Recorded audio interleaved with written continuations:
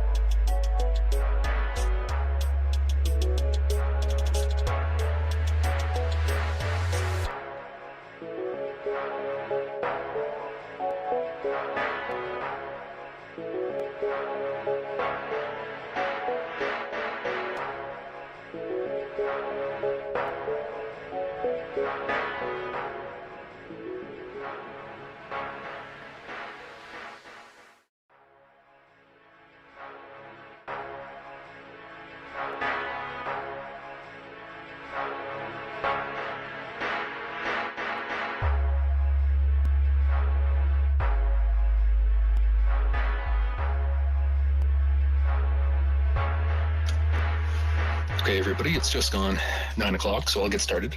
Thanks very much for joining us tonight. For those who haven't been in our discussions before, we cover the news generally as it relates to Ukraine and more broadly to open source work. We use lots of standard media sources, but we try to accent those with lots of additional information drawn from open sources, lots of it from great accounts here on Twitter.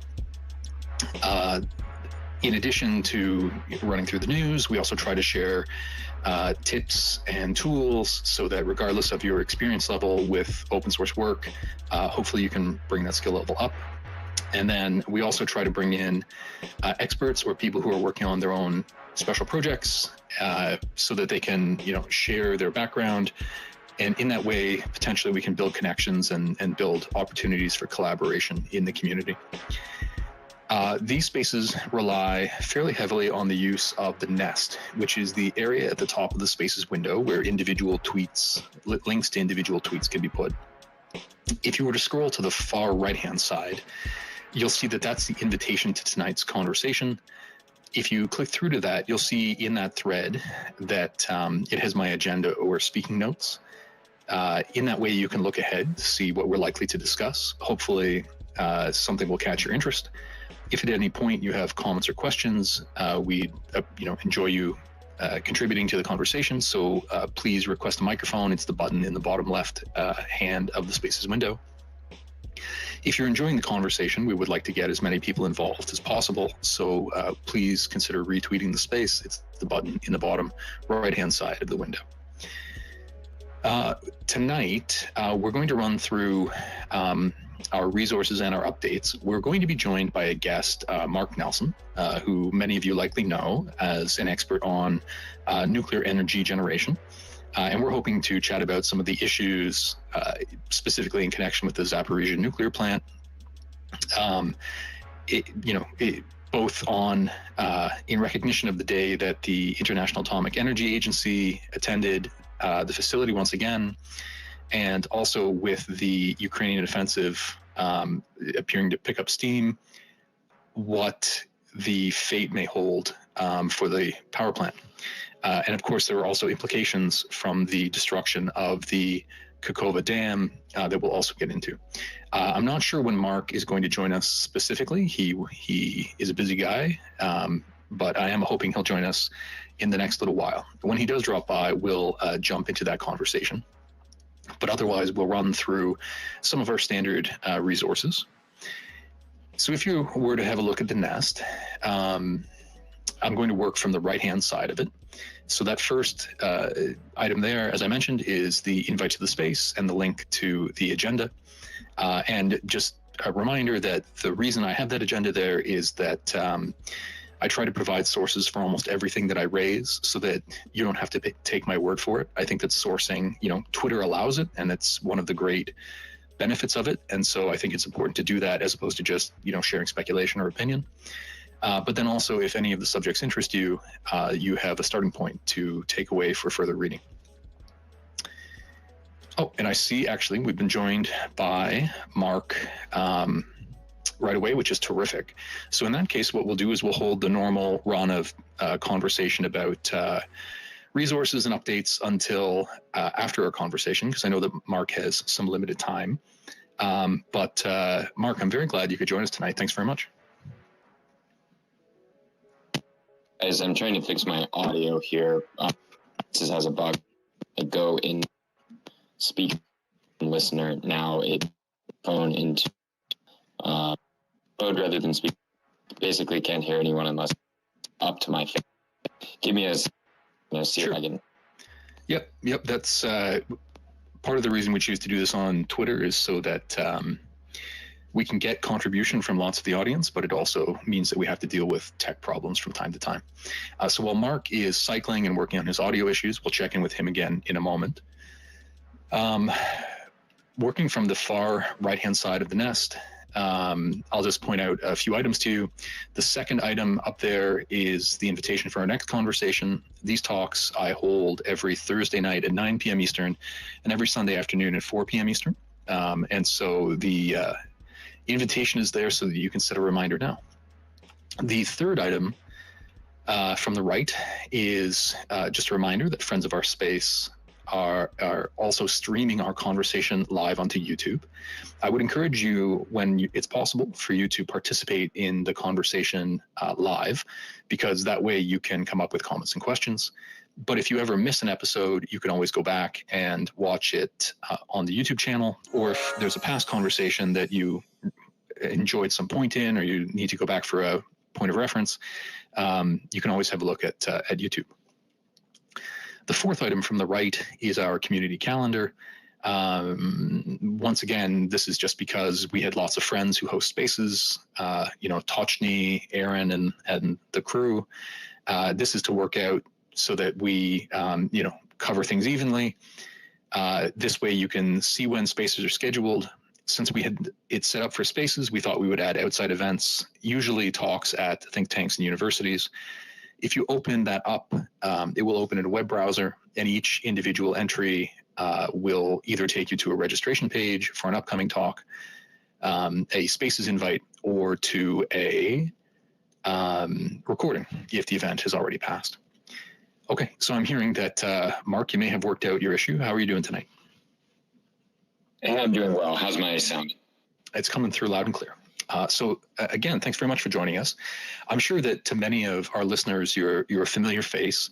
I know that I was actually in the space way back on, it must have been February 26th or 27th, when the initial Russian attack on the Zaporizhia plant happened. And I first heard you that evening. So I know that you've been following this in detail for quite a long time and been a great commentator on it. But for those who may not be familiar with you, could you just give a brief introduction about your background and your interest in the Zaporizhia plant specifically? Sure. Thanks, Michael. Yeah, it would have been a few days into March, actually. There are parts of the timeline that I have to reconstruct occasionally because it was such a chaotic and insane time.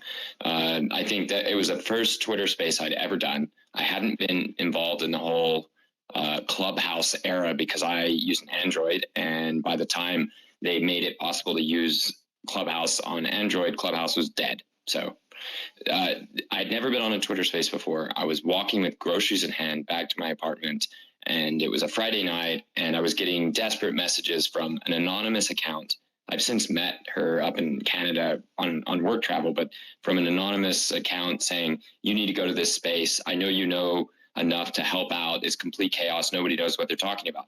I rush back to my apartment, drop the groceries. She's actually in this space. Hey, how are you? How are you doing there? I rush back to my apartment, and suddenly I find myself talking to thousands and thousands of people. It's completely insane. My Twitter DMs are blowing up. People are panicking. A bunch of people I've worked with in the past in other parts of the country get on. Anyway, it was just completely crazy. Here's who I am. I'm 33. I'm a nuclear engineer by training, not working day to day as an engineer. I have a small boutique consultancy. A lot of my clients are in the nonprofit space, occasionally governments, occasionally nuclear industry. Almost never people who own reactors, however. For whatever reason, they're too skittish to work with somebody like me. But for example, in fuel and fuel supply, I have clients in those spaces. Why do they talk to me? Because I keep my eye on a lot of different spaces, know a lot of people around the world, and try to figure out what's coming with regards to nuclear energy. And when there's a chance to intervene as an advocate, say to save nuclear plants from closing, I do that too. But when I'm in a crisis mode, when there's a, say, battle for a nuclear plant, which was new to everyone else on Earth, I guess I don't have a boss, so there was nobody in the hierarchy to tell me not to talk until more information came in. And I have enough engineering background and enough knowledge of the Russian plants and enough people around the world sending me information for me to review and throw into the narrative, shall I say, the narration of events, that I'm able to sort of filter and YOLO it until IAEA is able to comment. And then when the International Atomic Energy Agency does comment, I'm able to sort of interpret behind the scenes of their political limitations to figure out what the situation is. Is that a good enough intro, Michael? That's great. And there's some detail in there that I didn't know. So it's I'm sure a helpful perspective to have a view on everything from fuel cycle to various reactor types to perhaps not being as beholden to one perspective on nuclear energy, which probably makes you a terrific commentator. Hey, thank you very much. One more little weird bit of background I didn't mention.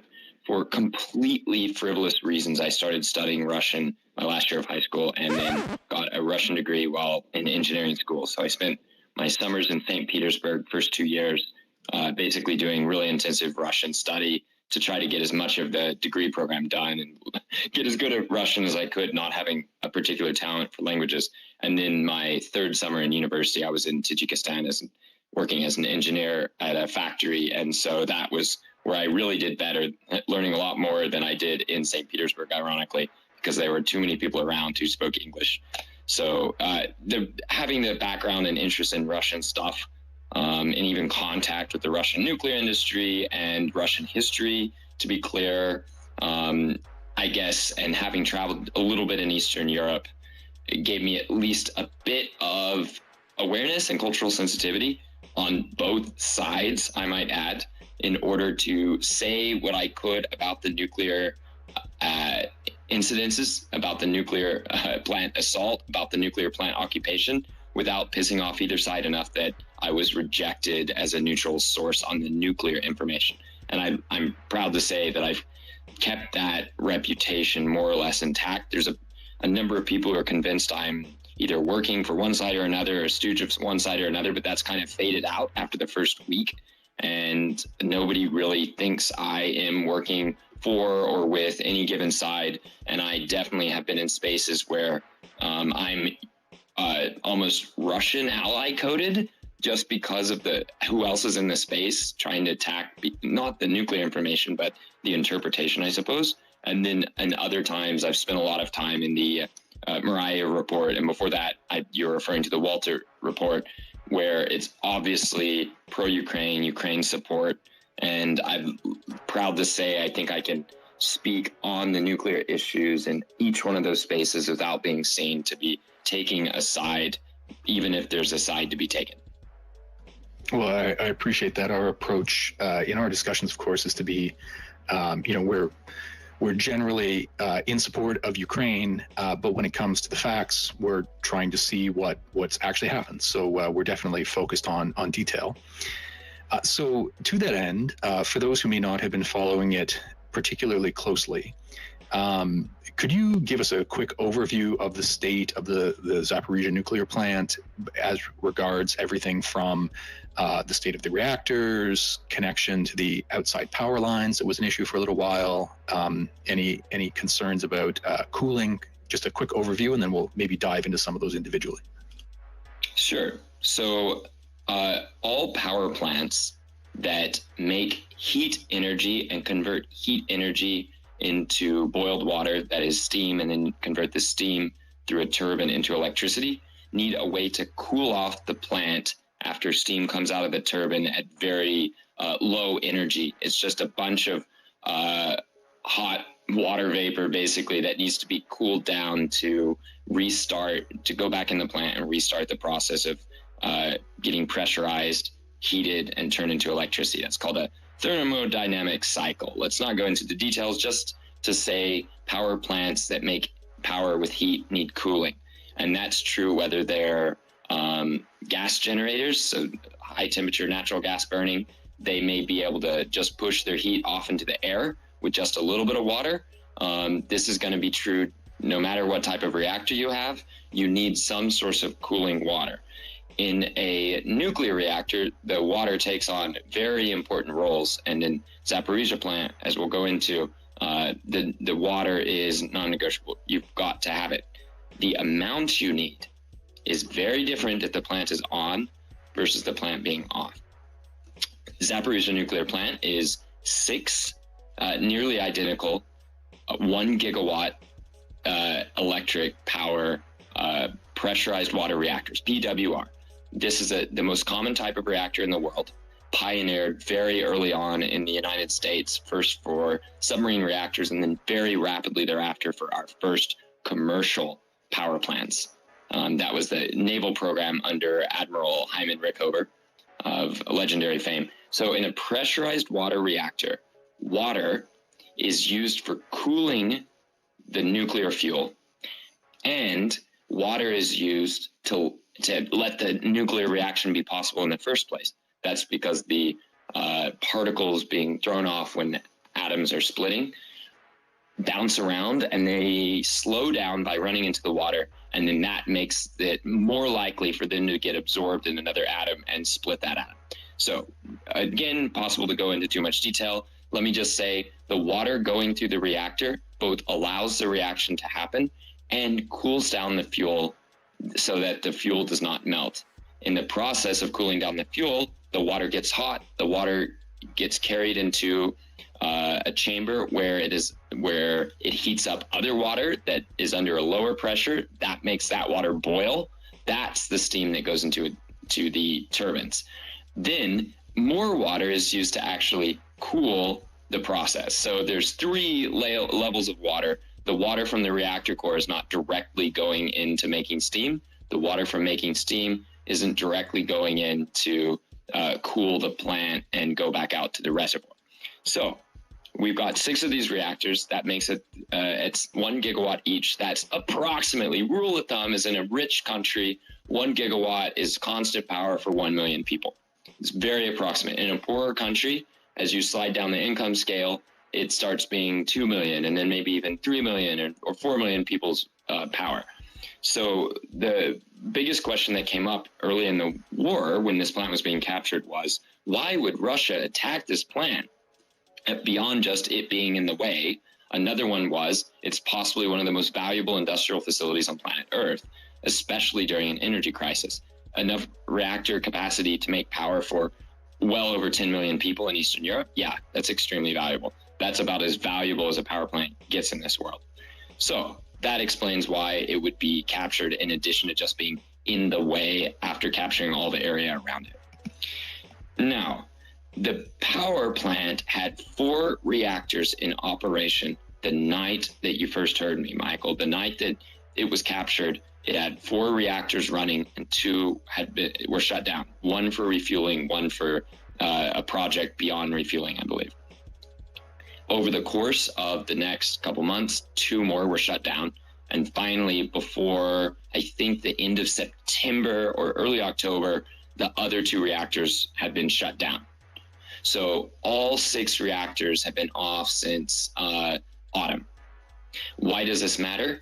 Well, as we learned at Fukushima Daiichi, merely turning off a reactor, safely shutting down a reactor, does not mean the heat coming out of the nuclear fuel goes to zero. No, it stays radioactive for some time.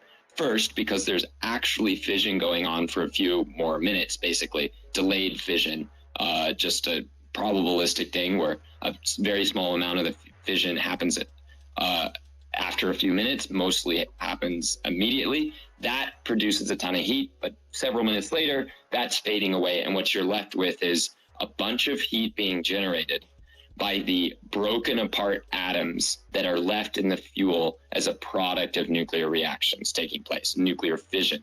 That is the splitting of atoms taking place. The atoms being split apart, the smaller chunks coming off the uranium, the uranium splitting in 2 produces radioactive atoms. It takes some time, several hundred years, before these so-called fission fragments or fission products, the smaller atoms that come up out of the bigger atom breaking, take several hundred years before the heat of those falls down low enough to just not be very important. Now, that heat is falling all the time. At first, it's very high, very spicy. Typically, nuclear fuel, which is it's a metal ceramic, meaning sort of an insulating material, actually, like a coffee cup, but made with uranium oxide instead of a lighter metal like your coffee cup. The uranium oxide fuel can withstand extremely high temperatures, but it also doesn't transmit heat very well. This uranium oxide fuel stays in a reactor like those at Zaporizhzhia for several years of operation. Then it's removed from the reactor and put in cooling pools, just water, because it needs extra heat transfer away from the fuel to make sure that the heat doesn't build up in the fuel and start to get problematically hot. Well, after a few years in those water pools, it's cooled down enough with those fission fragments fading away in terms of heat and radioactivity in order to be moved into storage. Okay, all of that is an unusual level of detail because I felt inspired by the theme of this channel being open source intelligence. The heat from those reactors starts falling immediately upon the plant shutting down and continues falling continuously. It just keeps falling. The biggest question we had recently, and we'll come back to this, is how much heat is coming out of that fuel every minute that needs to be carried away by some amount of flowing water from the fuel that's still loaded into these reactors. One of the most interesting things that came out recently is that one of the reactors had been in so-called hot shutdown. What this means is that heat had been coming out of that reactor pretty much the same rate as the other reactors, or at least adjusted for how long they've been off. And the heat had been allowed to build up and heat up the water being flowing around that core. The water then was heated up and allowed to be under pressure so that it could get to temperatures hotter than 100 degrees C if it were atmospheric pressure. That's how the pressurization of these water reactors work. You can, if you put water under pressure, like in a pressure cooker, you can get higher temperatures in that water.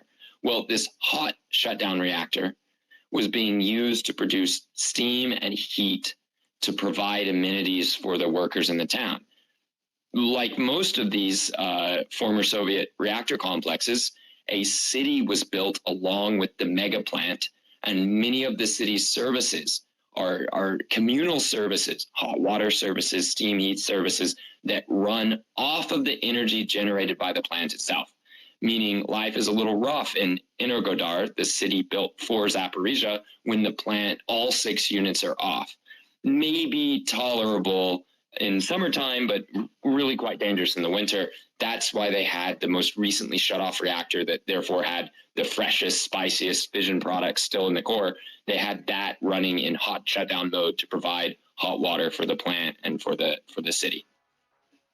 I think what I'll do is I'll stop there. You could take stock, Michael, and tell me where you want to head next. So the situation at the plant is Some outbuildings have been damaged. All 6 units are off. They are all now in cold shutdown, as far as I know. One had been in hot shutdown until the attack on the dam at the draining of the reservoir. There is a cooling pond, since you mentioned, a big cooling pond that is filled up and kept at a high level. The plant does not take water directly from the reservoir and put it in the plant. It takes water from the reservoir or from the river channel, the old river channel, puts it in the cooling pond, which is extremely large, and then uses that for the plant.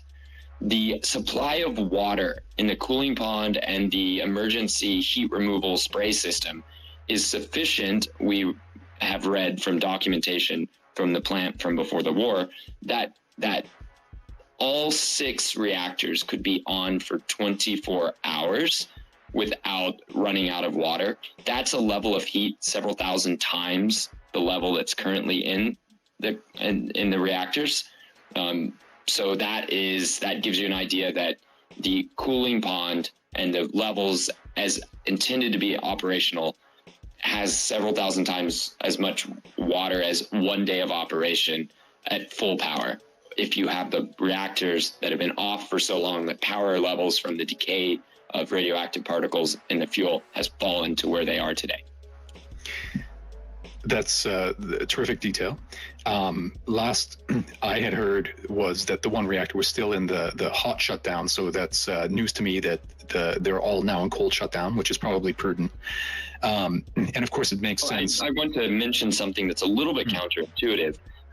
The heat being put out by the one in hot shutdown is not much more than the heat coming out of the other cores.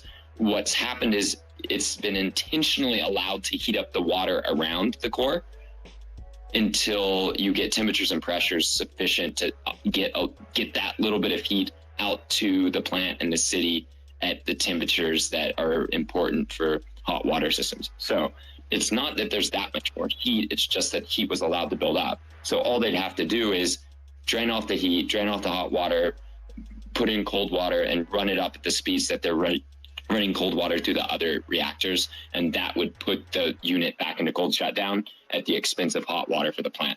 One last thing, you mentioned, is the plant connected to the grid? Nuclear plants are designed to have their safety systems run, and in fact, the plant itself running on power off the grid, not running on power off the reactors in the plant. So, for example, at Fukushima Daiichi, after the earthquake and the tsunami destroyed the grid, the plant was then suddenly going to turn on its emergency generators because it normally runs off of power from the grid while supplying the grid itself with an enormous amount of electricity in return. And what that means is those generators had to work. The generators got flooded. The 3 reactors melted. At Zaporizhia, the plant has repeatedly been disconnected from power, sometimes by one line, sometimes it had no lines remaining connected. The IAEA has listed, I believe it's 6 or 7 individual times of the last year and 3 months that the entire plant has been disconnected from power and running on backup. The emergency situation with running on backup continues to decline in seriousness and in the amount of increase the amount of time that you have to respond to any emergency or grid disconnection, because again, the central thing in this you could pick up on, the reactors have been off long enough that heat levels have decayed low enough that relatively slow and minor interventions are required in the emergency case of the plant being continuously cut off from the grid.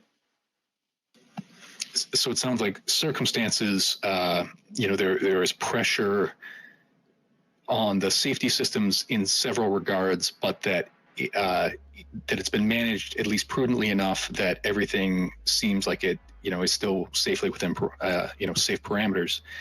One more question, just as by way of background, before getting into more of the updates on the effects of the dam destruction and the IAEA visit, is another, fairly critical system that there had been lots of updates about slowly over the last few months are the personnel of the plant. And, reports about some of them, essentially being abused. I understand one employee may have been killed. There were reports of some family of staff members having been, sort of forced or had pressure on them to leave the area, that the Russians appeared to be sending in some, Russian-based management to try to take over control functions. Could you just let us know what kind of insight we have into, who the personnel is and whether it is sufficient to maintain safety? All right. Well, let's get messy. Russia and Russians and the Russian State Nuclear Energy Company are absolutely integral members of international safeguards operations, the IAEA. They've been important members of the private trade organizations like World Nuclear Association. In fact, the chairman of the board of the World Nuclear Association is still a high-level Rosatom exec. Things are awkward. They are very, very weird. Just a few weeks ago, I was in Vienna for a conference at IAEA, and there were Russian participants, and those conversations were pretty weird. Russians outside of Russia are clearly conflicted and split on what is happening. To say the very least, it's easy just to avoid conversation in situations like that where you can't really do anything and it's messy. So Rosatom has been the leading builder of nuclear plants around the world after the USA basically vomited up its leadership position a few decades ago. So, for example, Russia is building nuclear plants actively or laying foundations or completing plants in the following countries, besides Russia itself, where they're building several plants: Turkey, Egypt, Bangladesh, India, China, Iran, and they are figuring out final plans for they're about to turn, or they've got units in commissioning stages in Belarus. They've got plants that were contracted for and not started in Finland and then canceled at the start of the war. And Hungary repeatedly says that they still want Russian nuclear plants to go. Russia was essentially kicked out of bidding and the competition in Czechia because of issues around this conflict and preceding it. And Bulgaria had signed a deal to get a Russian supplied plant with Western controls and various contracting services from construction firms. That is now dead. Uzbekistan has been working with Russia, and several other countries have been working with Russia off and on to get their plans. I think it's sufficient to say Russia has been the international leader, and they've been a very good partner, except the whole controlled by a government that just invaded a country. So that's been weird. Rosatom has indeed taken control of the plant. They operate extremely similar units, have a vast amount of experience. I'm not worried about whether they know what they're doing. What the problem is that they are an occupying power during wartime. That makes things super sketchy. Now that all the reactors are off, we can breathe a little bit easier. When the reactors were on, you had the day-to-day intensity of an operating nuclear plant under high temperatures and pressures with large amounts of power coming out of splitting atoms in the core. Clearly, they managed it well. There weren't any incidences, and the plant seems to be in decent shape in terms of the internals of the plant. Like if you were needing to start this up after the end of conflicts, I think you could still do it. That was something in question, by the way, that the open source Intel community that I sort of assembled ad hoc to understand Zaporizhia issues. We were seriously wondering whether the plant could actually operate after this conflict until the reservoir is restored. We do believe yes, but we can go into that later. Russian management occurred at the same time that employees with very different philosophies, as far as we can tell, to this occupation were employed at the plant. There was a killing in the town that was some kind of retribution for, you might say, Ukrainian patriots loyal to their country, saying that was one of the weirdest issues we saw in previous months that sketched me out, because it just indicated how unstable and weird situations were in the city. There's been reports for the last year of shells and rockets falling on the plant. You get a lot of shit on you in the pro-Russian or the Russian sympathetic spaces for claiming you know where they came from if you weren't there to see it yourself. But the going theory in the open source intel community that I've seen on Twitter is that these are faulty, crappy shells that landed on plants when units were shooting over the plant at Ukrainian targets on the opposite shore. Again, this is not my specialty. I'm not a munitions guy. I'm a nuclear energy guy. So that's just the state of chaos in the town itself. Director General of the IAEA, Rafael Mariano Grossi, went in person to see the plant at least once. He's returning soon.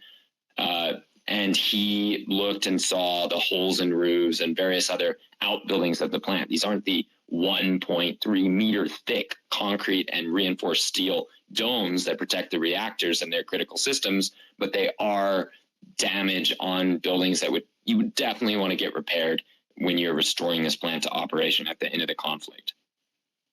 As far as keeping the plant safe, well, like everything, the speed of things going wrong at the plant now has slowed dramatically, orders of magnitude easier to manage an emergency at the plant now because you have orders of magnitude less heat and your system is not under high pressure. So if the management could handle it in war times as a foreign occupier, the safe operation of multiple units, and by safe, I mean safe in hindsight, not necessarily safe like you could assure that you would operate well as a high-functioning team going forward operating in that environment, but we can see that the plant did not suffer meltdowns or fuel damage in hindsight. Well, it's going to be fairly straightforward to handle it now that there's thousands of times less heat coming out of the reactors. That's an interesting point that despite the likely degradation of the staff due to stress and abuse and so on, as unfortunate as that is, that the demands on them are lower. So that's an interesting point.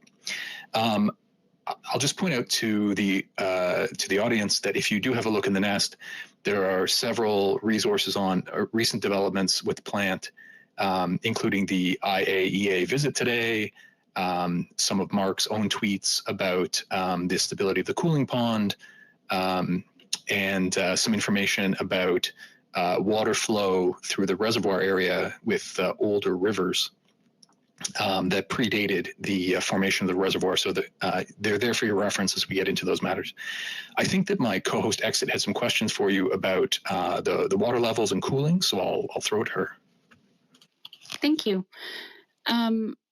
Mark, I don't know anything about nuclear reactors, but I know a tiny bit about holding ponds. Usually when you build them, you use something either as simple as clay or sometimes more industrial concrete or something like that to hold the water in. With those holding ponds that are at that nuclear plant, do we know how they're constructed? Do we know what kind of susceptibility they would have to attacks if they were targeted? You've obviously just said that you don't think that most of the things that we've seen actually land anywhere near the plant were intentional, but supposing that changed in the future, do we know anything about that?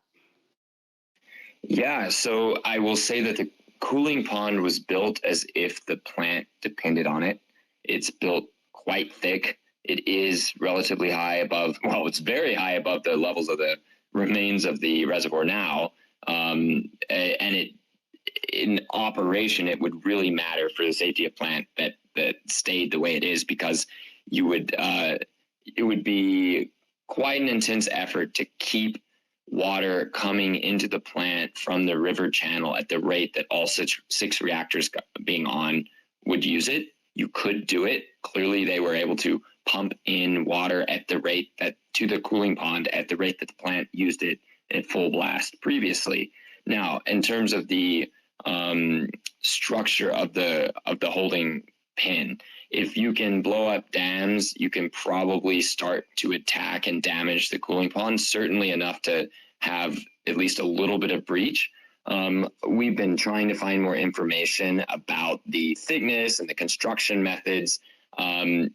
People who themselves are better at that stuff seem fairly satisfied at this point after some touch and go moments trying to figure out where overflow areas were or where the weak points were.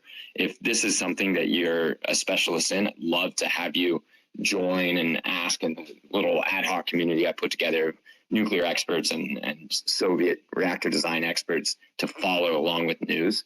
But people seem pretty good. What we're finding out in terms of volume of water needed is something like 60 to 150 gallons per minute. Some people are more conservative, some people less, in terms of what you would need to keep the reactors cool at this point. Sorry about gallons per minute. I will try to get a conversion here in a moment to some, more universal unit for those of us who are not Americans. But the point about that is that is a, decent sized pump that you could just put in the remains of the river and satisfy the needs of the plant at the moment without the cooling pond, although it would be very bad to the continued operation of the plant after the conflict. You would be reconstructing for quite a long time if you had serious damage or loss of the cooling pond, because it's a key part of the safety case for the reactor facility as a whole. Thank you. So then my last question is, if you look up in the nest, you'll see that a friend of the space, Radio Nukes, did some satellite imaging today. And there is one channel of the Dnieper that looks like it actually runs straight up to that big cooling pond right now. If they needed to pump out of that channel, what are the concerns that they might be trying to address to pump out of that channel? Is the water being too dirty or things like that something that they need to keep in mind?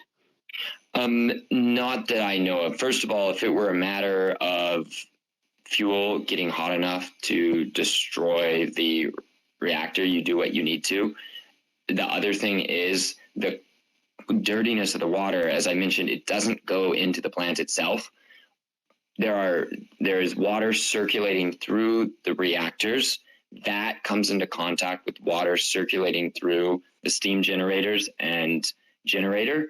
And that is what comes into contact with pipes that are then cooled by the cooling pond using a spray system that you can see on satellite images. It sprays up water and releases heat to the air. And that water does not have to be clean. That water doesn't have to be in good condition. I don't think there's going to be an issue with heavy amounts of silt in any sort of reasonable way that if you could even pump it up, you're going to have silting issues. I don't think that's an issue. And the volumes of water that you need at this point, if you were pumping it out of the river channel, are very low. Now, where it becomes more interesting is if you were turning on the plant again, one or more reactors, without having rebuilt the reservoir, then you need to do some serious work on your safety case and your civil engineering, I suppose, to make sure that you can gather up the amount of water from the river channel for, several hundred times more than you need now, is what you would need to cool off reactors in operation. Thanks for that. It's helpful to know that the cooling issue is still apparently well in hand. Also in the news today, Rafael Grossi of the International Atomic Energy Association, he made his visit to the plant. He had delayed it by a few days out of security concerns. Of course, he's made several visits to the plant over the last few months, including previously because of allegations about the Russians potentially storing weapons or vehicles on the plant property. Just for the sake of the audience, his comments while attending the plant are the second item in the nest. And then if you were to look back at the third item in the nest, that's a tweet from I believe he's the Deputy Minister of Energy of Ukraine.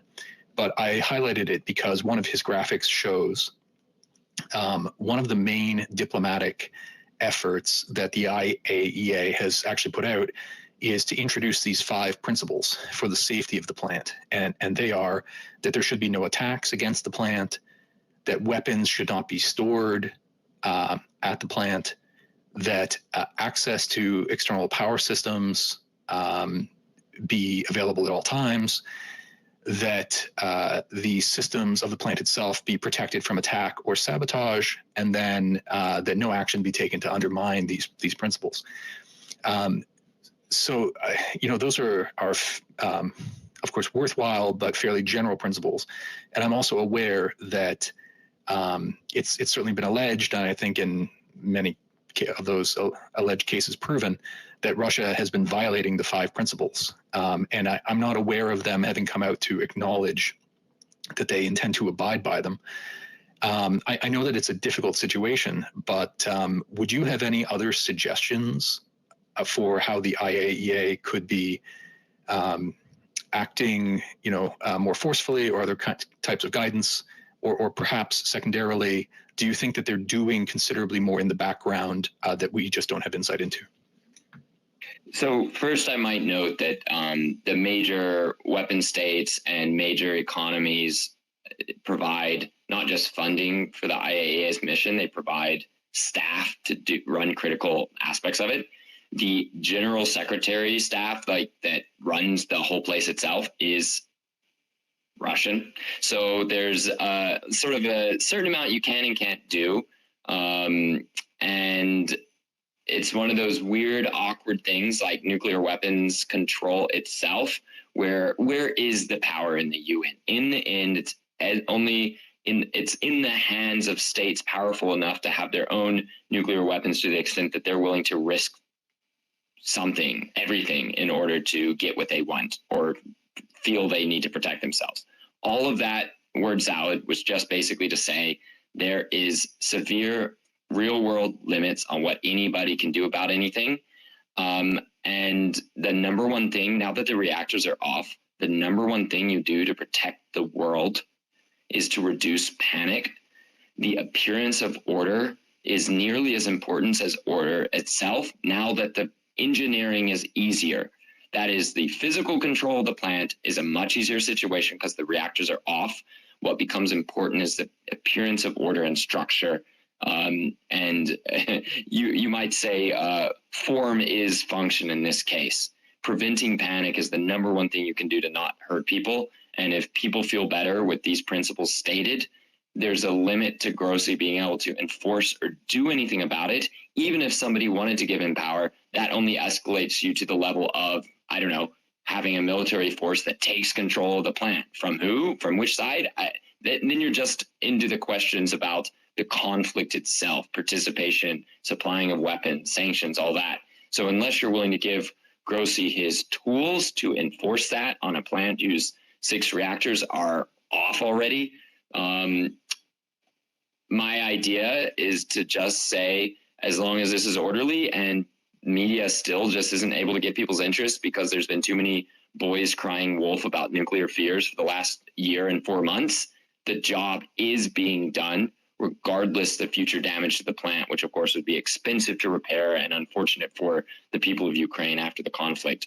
But here's the thing, let me push this forward. I would not begrudge Ukrainian forces from attacking, shooting, shelling to take back their plant. I would understand. Some of that was done to take the plant. It is a legitimate objective in reconquering that area.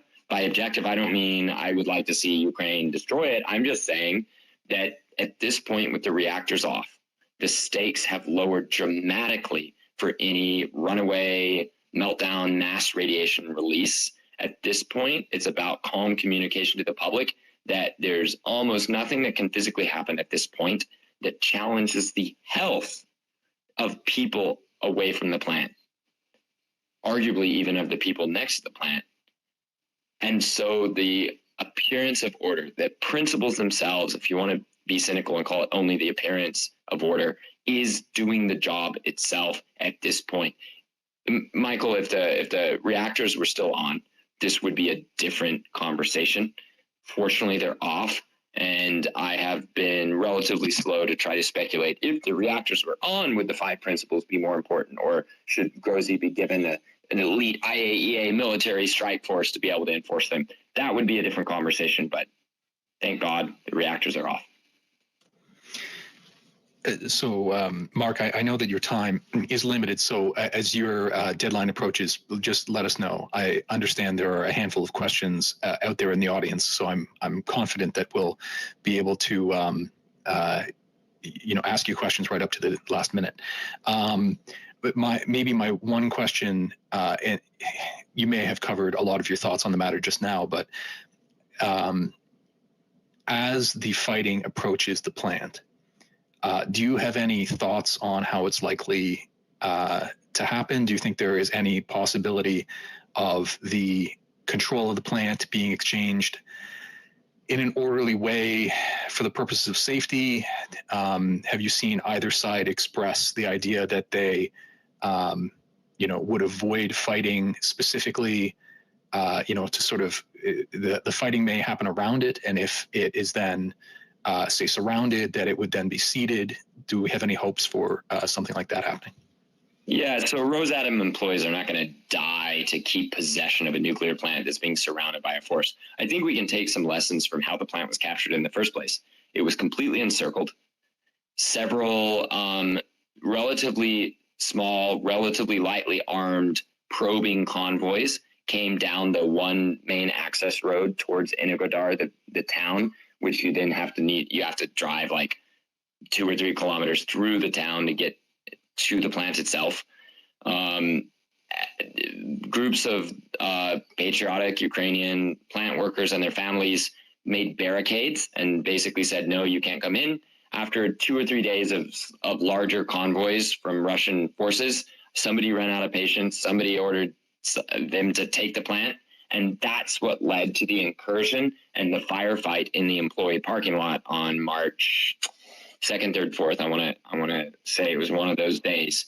So I can see that being pretty similar to what happens in the reverse direction, with every single thing being slower, more methodical, and the stakes just fundamentally being a lot lower. That is, if Ukraine is able to get over there and circle the place, I don't think Rosatom employees are eager to die for country for keeping an offline nuclear plant held when their own staff, the Ukrainian staff and the Russian staff, are running out of food or maybe won't have access to what they need to keep even basic operations going. At that point, I can very much anticipate that either Russians will take some kind of exit from the facility, and anyone who feels that they're going to do poorly under the recaptured plant's political and military authority, they're probably going to leave. Or if not able to leave because of the encircling, I think it will be, I feel it's not likely to be a bigger firefight than what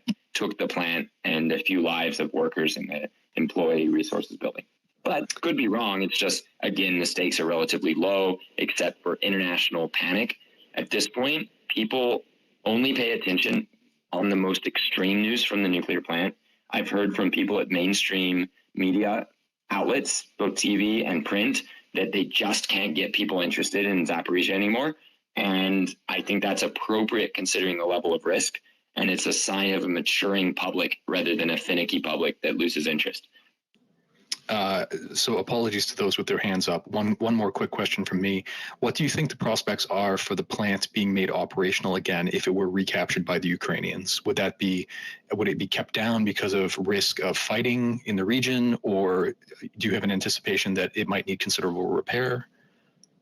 It's going to need, so it was staffed under emergency conditions, very weird, bad emergency conditions, and then had management displaced by a foreign power.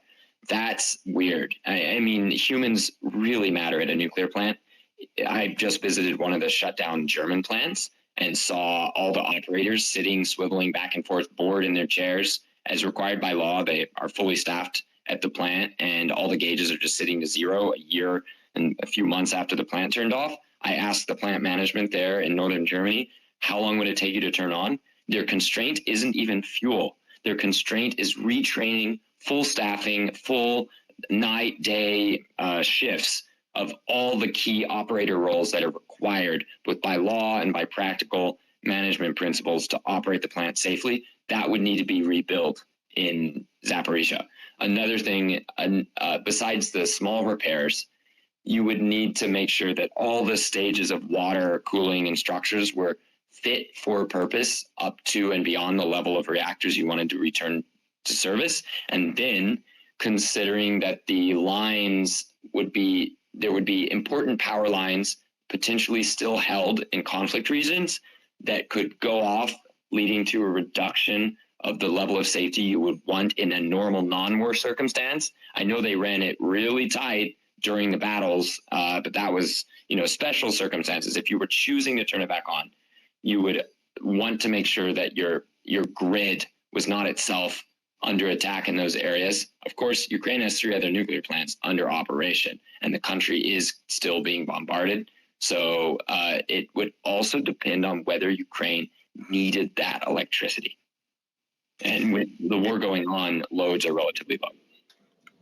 Right. And I have also heard they've been able to actually export electricity, but I haven't heard. I know reports were that the grid is stable after the destruction of the Kakova Dam, but I haven't heard, whether they still have excess potential at this point. So we'll go around to some hands as long as Mark is able to stay with us. So we've got 5 minutes, so let's make the question asking quick, and anything we don't get to, send in DMs, and I'll get to it later tonight. Perfect. Jacoby, go ahead. I have just a brief question and just a comment that I really appreciate how you speak on this topic. I think you're so level-minded about your handling and language that you use, but you're not trying to parse things. You're just trying to be very clear and succinct and factual about the information you share. So I really appreciate that. And very quickly, I had read today that the IAEA had put some staff in the plant who are there apparently for the duration of the hostilities, the war, the invasion, and what will those people be able to do in their capacity right now? Are they just overseers? Are they actually assisting staff? Are they taking the place of staff? What do they do? No, so as far as I can gather, first of all, there's something like 2 to 4 at any given moment. They change out every couple weeks or up to a month. And what they're going to do mainly is get accurate information out to the world, out to the IAEA. That's their main thing. They are not going to try to get involved with the running of the plant. I'm not even sure they're necessarily Russian speakers, though I could check on that. The main thing is to get information out. The workers there are the experts on running their plant and are going to be the ones to take care of that. Kitty, would you like to go ahead? Thanks, Michael. Mark, just switching to the Islamic Republic of Iran, the IAEA's recent report was sort of eye-opening when we saw, as they listed what they've been unable to verify after the U.S. pulled out of the JCPOA. But they issued a sort of a PR statement that implied they were able to get some kind of agreement with the regime, yet it's impossible to get any details. I wonder if you know about those. And then my second part question is, as everyone's fighting about whether or not to negotiate with the regime about, for nukes and with Israel really insisting and the Iranian people saying, do not give the regime 1 cent. Now the State Department acknowledges they've given a waiver for Iraq to release like $3 billion of sanctions money to the Islamic Republic, but they won't say anything about the nuclear negotiations or what's tied to it. Can you enlighten at all? To make a very difficult, long situation very simple, Iran's on the verge of breakout. They pretty much have the upper hand. It's just how much pain everybody wants to go through to acknowledge that. My personal feeling is that a number of states in that area are going to soon either have the capability that everyone knows to make nuclear weapons or actually have them. And then other states that already have them in that region may declare them. At that point, I think everyone's going to be really polite and careful with each other. And you're going to see the blossoming of a lot of nuclear reactors to make electricity and to desalinate water. Is that good or bad? I suppose it depends on your reading of that. I just think that the period of really tight containment of nuclear states is starting to break down a little, with that as one of the epicenters. You're right. I think a bunch of people are tired, exhausted, and want to accept certain realities in ways that are not too politically embarrassing back home, including in Iran. And this is a sort of something that works well enough for everybody for now, while implicitly acknowledging certain truths. Sorry, don't want to be more than that, but I think it's coming, and it is just as likely to lead to a lot more peace and stability at gunpoint, obviously, at the point of nuclear weapons, than it is to some kind of breakdown in relationship. Where all eyes are on Israel, in my opinion, and Saudi Arabia's nuclear program getting moving. That's what I'm watching. So hopefully we have time for the last question. We'll have Lucky Lemur come in. Hi, Mark. Would you agree with the following statement that in the event that the Ukrainian nuclear power plant would be in any way mismanaged, that actually Russia would be the bigger loser here when it comes to energy-wise and futuristically-wise? I mean, you just listed all these countries that Russia wants to do nuclear power plants or supply uranium to. We're talking even here in the United States that we won't have enough HALEU because Russia has such enrichment capacity for the uranium, right? So I think it's not in their interest to cause any harm to this plant in particular. I believe you. I also think that crazy shit happens in war, that people do things, that chains of command break down, both in ways that could be good and bad for the plant in different ways. I would not have called for the loss of the dam. That's pretty wild. I think that dams are way more dangerous than nuclear plants, but that's a different conversation. That's too long for the 1 minute I have left. I think that it's too hard to judge whether it would or wouldn't, because even if it's worse for one side, if they think it damages the other side at all, people are willing to cut off their nose to spite their face, you might say. I also think it's entirely plausible to build a case that it would be way worse for Russia if any harm comes to the plant. But we are very far down that path of what would be good or bad. I don't think anybody would have called on their bingo card the total capture of the nuclear plant in the first place. That's been not amazing for Russian reputation. But it's not clear that Russian nuclear plant construction has slowed, even as Rosatom took control of a captured nuclear plant. So we're in a crazy new world. It's not clear what it means, and it is not clear to me what it would mean if Russia damaged the plant on their way out. What I can say is that there's so little risk of radiation damage to people's health that panic remains the number one weapon and the number one threat. So thank you for this space and helping reduce that panic. And you all can be in touch with me by DM, and I may have my maybe in listen mode for a few minutes. Thank you very much for inviting me, Michael, and I'm sure I'll see you guys again. Great. Thanks very much, Mark, for joining us. That laid lots of great background. Since we spent so long on background, hopefully at some point you will be open to coming back to join us to maybe dig into a couple of these details in more detail. So thank you very much. And I'd encourage everybody to check out Mark's profile, give him a follow. He's writing on these matters regularly, and he's one of the most thoughtful, even-handed voices on the matter on Twitter. Okay.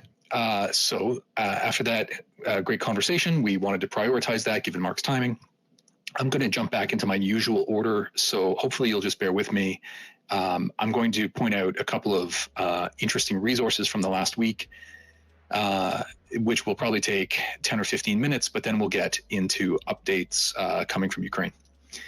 So I'm working from a ways back in the nest, but I'm going to put items up individually. I'm working from my tweet on podcast now, just to highlight some of the great conversations that have come out of the last week. The first of these is the podcast This Week in Ukraine that's put out by the Kiev Independent. It's hosted by, I believe, Ms. Lapatina.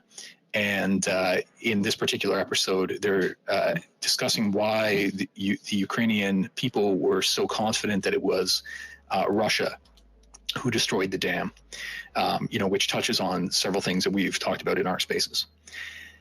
There was also a talk put together by the Carnegie Foundation. They have a branch that focuses on China, and they actually had a conversation yesterday about the effect of the Ukraine war on China-Russia relations. There was also a talk that was just held, I believe today, should appear in the front of the nest, by the Center for European Policy Alternatives. And it had some well-known voices discussing the environmental, military, and humanitarian effects of the Kakova dam destruction. And then finally, there was another episode of the War on the Rocks podcast that featured Michael Kaufman, who's one of the foremost experts on Russian military, and we highlight his thoughts pretty regularly. In terms of events, so the tweet, it's back in the nest, but it's titled Calendar and Events. I'll just highlight some upcoming events that people might be interested in. I'll move these to the front of the nest as well so you can see them individually. The first of which is being held by the London School of Economics International Relations Department. And their talk coming up this Saturday is on the Russian war in Ukraine and war crimes and responsibility for post-war reconstruction, which is interesting. I think that will be focused partly on the idea of seizing assets or the potential for reparations. And among the thoughtful speakers is Bill Browder, who has done just a ton of work on pushing sort of financial sanctions, the Magnitsky Acts, and so on, in order to hold Russia accountable. There's also an upcoming event on June the 20th, which I think is next Tuesday, and it's being put on by the Ukrainian Institute of London. And it is a response to Russia's ecocide. So dive into the environmental effects, I think particularly after the destruction of the dam, but who knows, they may go into several of the other environmental impacts that the war in Ukraine has had. There's also a virtual briefing that will be put on by the Institute for the Study of War. It's going to be a week from tonight at noon next Thursday. And I understand they do a series of these. This is their latest, and it creates an opportunity to send some questions in case you want to interact with their experts. And then finally, there is a talk coming up June 19th, which I think is this coming Monday. And it's being hosted by RUSI, which is the Royal United Services Institute, along with, I'm not sure if the Kiev Independent is just promoting it or whether they're involved in hosting it. But the subject of the talk is securing the integrity and resilience of Ukraine's financial system. And that's a subject that's close to my heart. So that's one that I'm going to keep an eye out for. And most of the proceedings of these events are live streamed. Every so often there are some that are in person only, but do check them out if any of those interest you. Now I wanted to highlight a couple of OSINT type resources. Often these are tools or reports. So the first of which is a tool that was put together by the Institute for the Study of War that allows you to see mapping of the effects of the flooding, particularly as they relate to Russian defensive positions. Now, there were a couple of accounts, including a friend of ours, OSINT Miskif, who was among the earliest sort of overlay maps. But this new tool from the Institute for the Study of War is interactive. You can sort of move it forward and backward and zoom right into positions, defensive positions. So it may be a little bit more helpful to understand some of the fixed imagery.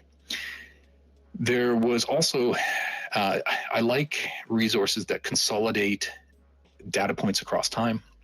So I've just put in at the front of the nest an infographic created by UA War Infographics. And what it does is it shows on the map of Ukraine the locations, the dates, and then the casualty count of some of the most significant strikes against civilian targets in Ukraine. And I think Exit the other day was asking about a time series and a map of various strikes. that graphic is not comprehensive, but it does allow people to get a handle on the distribution and sort of the frequency with which significant strikes against civilians have occurred, which is obviously tragic. Also, just for reference, occasionally we've had in some friends of ours, like Sal Marcoglianos or John Conrad, to chat about shipping and its significance in tracking shipping and naval power beyond Ukraine. There was an interesting report put out that is examining China's global port empire. And so this can appeal to economists, it can appeal to the diplomatic sort. Hopefully you find it helpful. There was a tool then that was highlighted by a friend of the space, Marcus. It will appear in the fast in just a moment. And it's a commercial product. Hey, I don't know that. Yeah. How about I take over and you cycle? Sure. Where is Marcus's update? I, of course, don't see it in the nest right now. Let me find it. One moment, please. Do we have any hold music so that you all can listen while we do this? In the meantime, if anybody wants to come up and has any questions for any of the speakers or about any of the topics that Michael's bringing up or anybody else is bringing up in the space, please do request the mic. It's the icon in the lower left-hand corner of your phone. And if you also want to retweet the space and share this space out to other people who might also appreciate hearing and participating, please do so and hit the little purple button on the bottom right. Thanks for covering. For those who don't know, when I host these spaces, I do it from a desktop computer using an emulator, and occasionally that generates some glitches in my microphone, so I have to just reset. So I was speaking to the post that should be near the front of the nest from a friend of ours, Marcus, who's highlighting a commercial product called SATIM, which uses synthetic aperture radar in order to take pictures of high traffic shipping areas, and then it can be used to identify interesting targets. This would also potentially help to identify ships that aren't, if it were then matched up with AIS based info, where ships that are transmitting their location as they're generally required to commercially, to sort of eliminate the AIS identifying ships. And then you could see in the imagery those ships that are not transmitting AIS, which would generally be targets of interest, whether because they're military or because they're trying to run as dark fleet or, for purposes of shipping things illicitly, whether that be stolen grain or oil, trying to avoid the price caps, or potentially shipping of weapons. So, it's an interesting tool. Who know if, you're in a position where you may work in an industry related to imagery,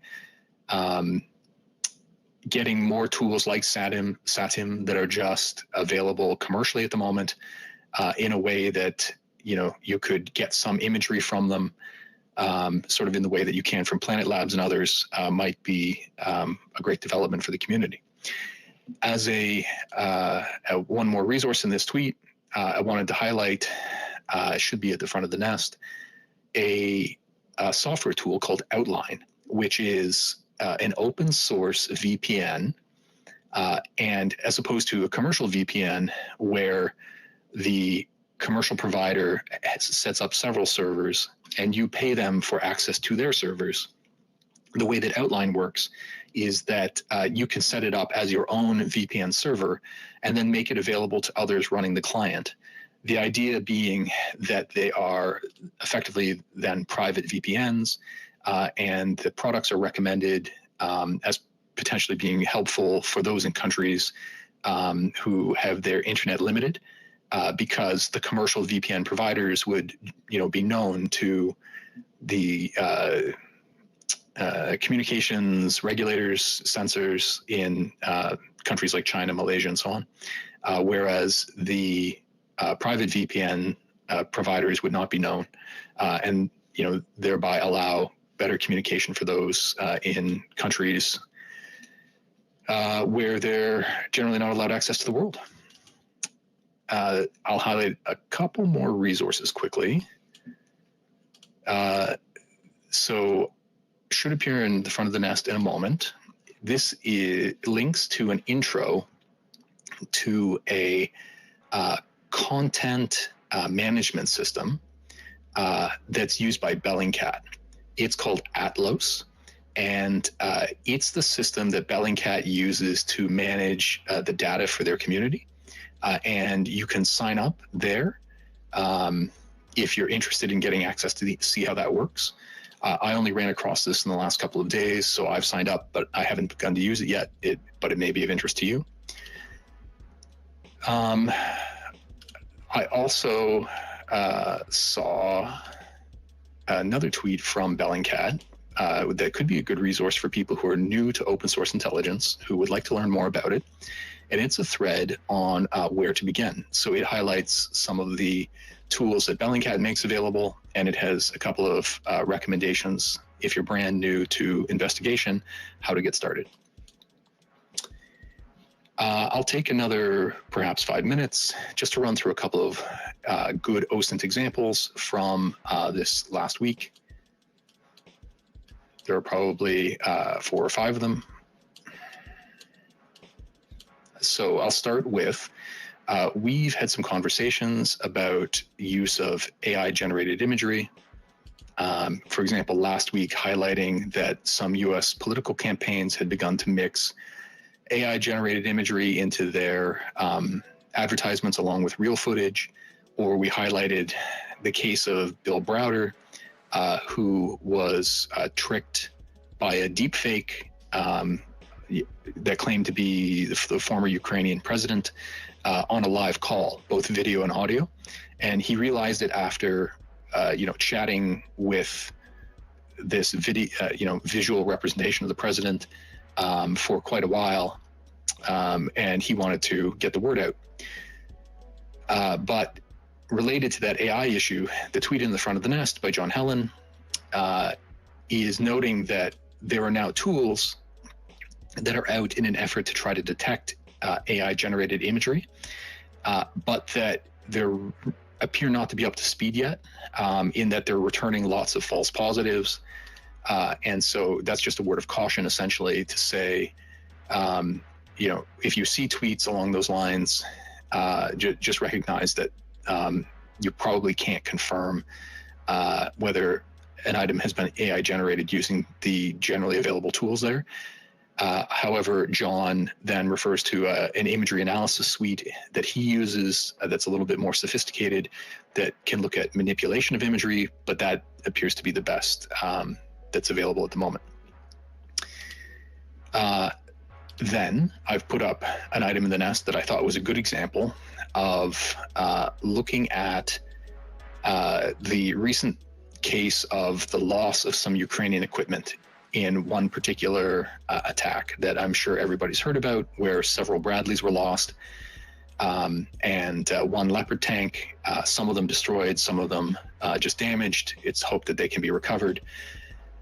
But there were some people looking at that imagery suggesting that it may have been manipulated. And I put up 2 points on that. One from a Polish expert who did geolocation, cross-referencing imagery and video to break down locations and timing. And given the amount of evidence that's available, it doesn't seem like the imagery was manipulated, even though it may have looked a little bit unusual to the eye. And I thought that it was a good example of OSINT with geolocation and chronology by cross-referencing the video.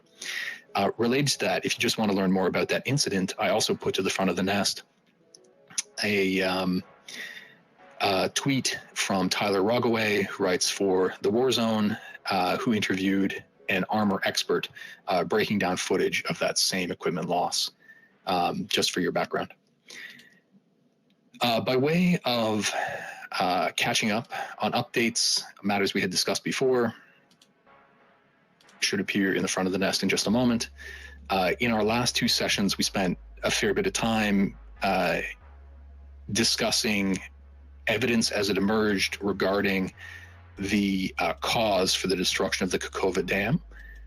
It doesn't seem like like a general consensus has been reached as to whether it was entirely a structural failure due to lack of maintenance, or whether explosives were used as well. And we highlighted, various attempts, including magnetometer readings, seismograph readings, reports that a U.S. satellite caught a heat bloom around the time of the collapse of the dam. And we chatted with some folks who came up who had some background in engineering, offering alternative theories. But again, we didn't come to a 100% conclusion. The update that's in the front of the nest is a tweet by Quentin Brassard. He works with, NOSAR, which is a seismology firm, I believe, located in Norway. And they do work in monitoring the nuclear test ban treaty. And they had previously said that they detected essentially a seismograph reading that was consistent with the use of explosives, and they said explicitly explosives. However, that reading appeared to have been recorded 20 to 30 minutes after the initial reports of a collapse at the dam. What I've put up there as our update is he then came back to that same thread and has said that based on new analysis, his group has also observed a weak signal from an earlier seismic event, approximately 2:35, which would be consistent with the earliest reports. However, this is a very brief update. He's just saying that they observed signals from an earlier seismic event. He hasn't said that those earlier signals have been narrowed down so that they would primarily be consistent with explosives as opposed to some other seismic cause. So I just wanted to let you know that that group is continuing to look at the seismology around those events, and that there may be additional evidence that will come out shortly. I'll keep an eye on his profile, but I haven't seen anything more explicit than that in the last few days. If you'll just bear with me, I will. I see we have a question. JJ, did you want to go ahead? Sure, Michael, I just wanted to go back one step because you were talking about AI. And ordinarily, I wouldn't bring this topic up, but I thought it was relevant because yesterday there was a propaganda video that was released by RT. And I talked to somebody who is an expert in analyzing these things and disinformation. And I thank you for bringing up that there are some tools on the way to analyze these types of things. But one thing I did want to bring up was I saw a whole bunch of people, thousands of people retweeting. And what this disinformation propaganda expert said to me as a reminder was to screenshot these things as opposed to retweeting and boosting the person. So I just kind of wanted to throw that out there so that we weren't helping people to do their work when it comes to mis and disinformation. And I look forward to hearing more about how we can better analyze these types of videos and images. Thanks.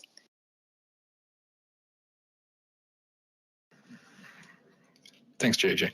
Yeah, that's a good reminder not to, unintentionally boost information by retweeting it. Hopefully we can all stay mindful of that. Jane, go ahead. Yeah, just one quick thing on AI, and this is sort of self-evident, but realize that the tools to discover things are going to greatly outpace the tools to find fakes. And I owe you guys some information on this, and I'll get it to you. I'm sorry, I've been having some shoulder problems, and I'm not typing really well, but I I will get you the info, but just be aware of the fact that AI tools right now, it's the undiscovered country. Everybody's having a good time finding things, but they're not necessarily finding what's factual. Be careful what you look at and know what you're looking at. And as JJ said, don't boost things that either don't make sense or you were unaware of. Boost them later. Don't do the work for people that are trying to create problems.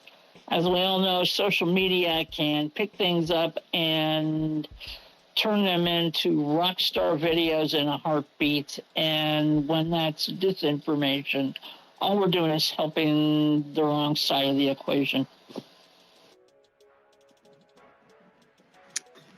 Thanks, Jane.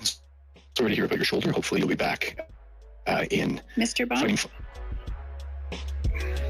Yep. Hi. I think you need to cycle for a quick second.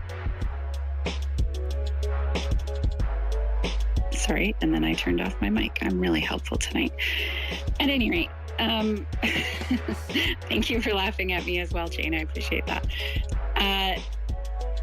I will actually just give a quick reminder that if you're looking for things that we've had up in the nest as resources later, if you look on the bottom left-hand corner, there is that little purple button, and underneath that, you'll find all of the tweets that we've already had up in the nest. Jacoby's been great at putting them down there. So when you're looking for sources later, that's the place to go. And I believe you're back, Mr. Bond. I am. Thanks for that. The last two items I wanted to highlight, just as interesting resources I came across in the last few days related to OSINT. The first item in the nest is a link to an explainer about a program run by Bellingcat called their Justice and Accountability program, which is interesting to me. For those of you who don't know, I'm a lawyer. And apparently they have a team of about a dozen people that is firewalled from their other investigative efforts. And they don't make their findings public, but they're like the private side of the house that will work with public entities that, are actually trying to gather evidence for trials and so on. And it explains some of the protocols that they use. And I just thought it was an interesting explanation. It's the sort of effort I might be interested in, except that it would mean that I'd probably have to give up sort of the public side of discussing these things online. But some of you listening may have some, professional investigative background, or you may have legal background. I just wanted to highlight it to folks out there in case it's the sort of thing they'd like to keep in mind about getting involved with. The last resource item I wanted to highlight is the second back in the nest, because we are interested in OSINT more broadly, not just Ukraine. This is the latest update from Critical Threats, tracking jihadi movement in Africa. They release several reports on, Salafist and jihadi movements through Africa, and I believe they have a separate Middle Eastern report as well. And I just wanted to highlight the good work that they do a little bit further afield. Just a moment. I'm bringing up a speaker, and I see that we have been joined by Aaron. Did you want to chime anything in now, Aaron, or are you just around as we get into updates? I'm just around as I wanted to definitely chime in on the CV90s and the Merkavs when you get to it. Perfect. Okay. So we'll go into updates we'll start with updates on the offensive. If you'll just bear with me as I get material put up in the nest. So the first set of materials are really just overviews and some sort of written, thoughtful analysis, so that you can see what some of the most thoughtful people who are on Twitter are suggesting is likely to come up in the next few days. Then we'll move on to some mapping, then some of the latest reports, although, we're not We don't aim to be comprehensive breaking news, but there are some interesting reports from the last few days. And then some further, insight into how to track the offensive as well. So starting with the first item in the nest, just to set the context, many people have speculated about it, but this is a video of Michaela Podolyak, who is an advisor to the president's office. And this is the first time that a Ukrainian official has come out and explained it in this way, essentially explaining that the main thrust of the counteroffensive has not yet begun, that the efforts at the moment are for the purpose of identifying weaknesses in the Russian lines. And that's what many Western analysts have been saying, but I just wanted to note that a senior Ukrainian official has now said the same. So that's sort of out there as the understanding. The second item back in the nest is actually a link to a YouTube video. It's from the channel Good Times, Bad Times. I watched it earlier today. It's about 15 minutes. It was based on analysis from, I believe, Monday or Tuesday of this week. So it's now about 3 days old, but it's helpful to have it all set out in one graphic and at a fairly high level. If you have been following it in minute detail, it's a good explainer. Part of the reason I chose this one, because there are several people producing similar reports, is this channel works with Konrad Muzyka, who's one of the better analysts. And so they're relying on, not just their own analysis, but I know the source of the analysis. So I take it as a little bit more trustworthy. And I understand that they're going to be producing updates as we go along. So you might want to keep your eye on that channel. If you were to watch that video, you'll see it explains that essentially the Ukrainians have three main thrusts that they're working on at the moment: Orikhiv, Novoselica, and Vuhledar. And they've met with varying levels of success along those three, but it goes on to explain how they may be mutually supporting, and that their current level of success isn't necessarily indicative of which axes will get the majority of the troops once sort of the main portion of the offensive commences. In terms of analysis, there were two, I think, thoughtful reports in the last couple of days.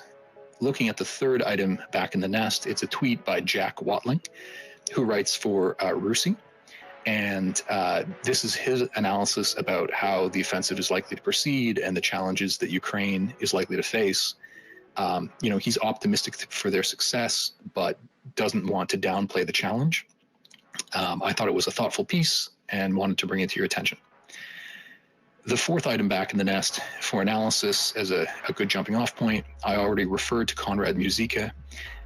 Usually his Ukraine conflict monitor is a subscription-only product on Substack.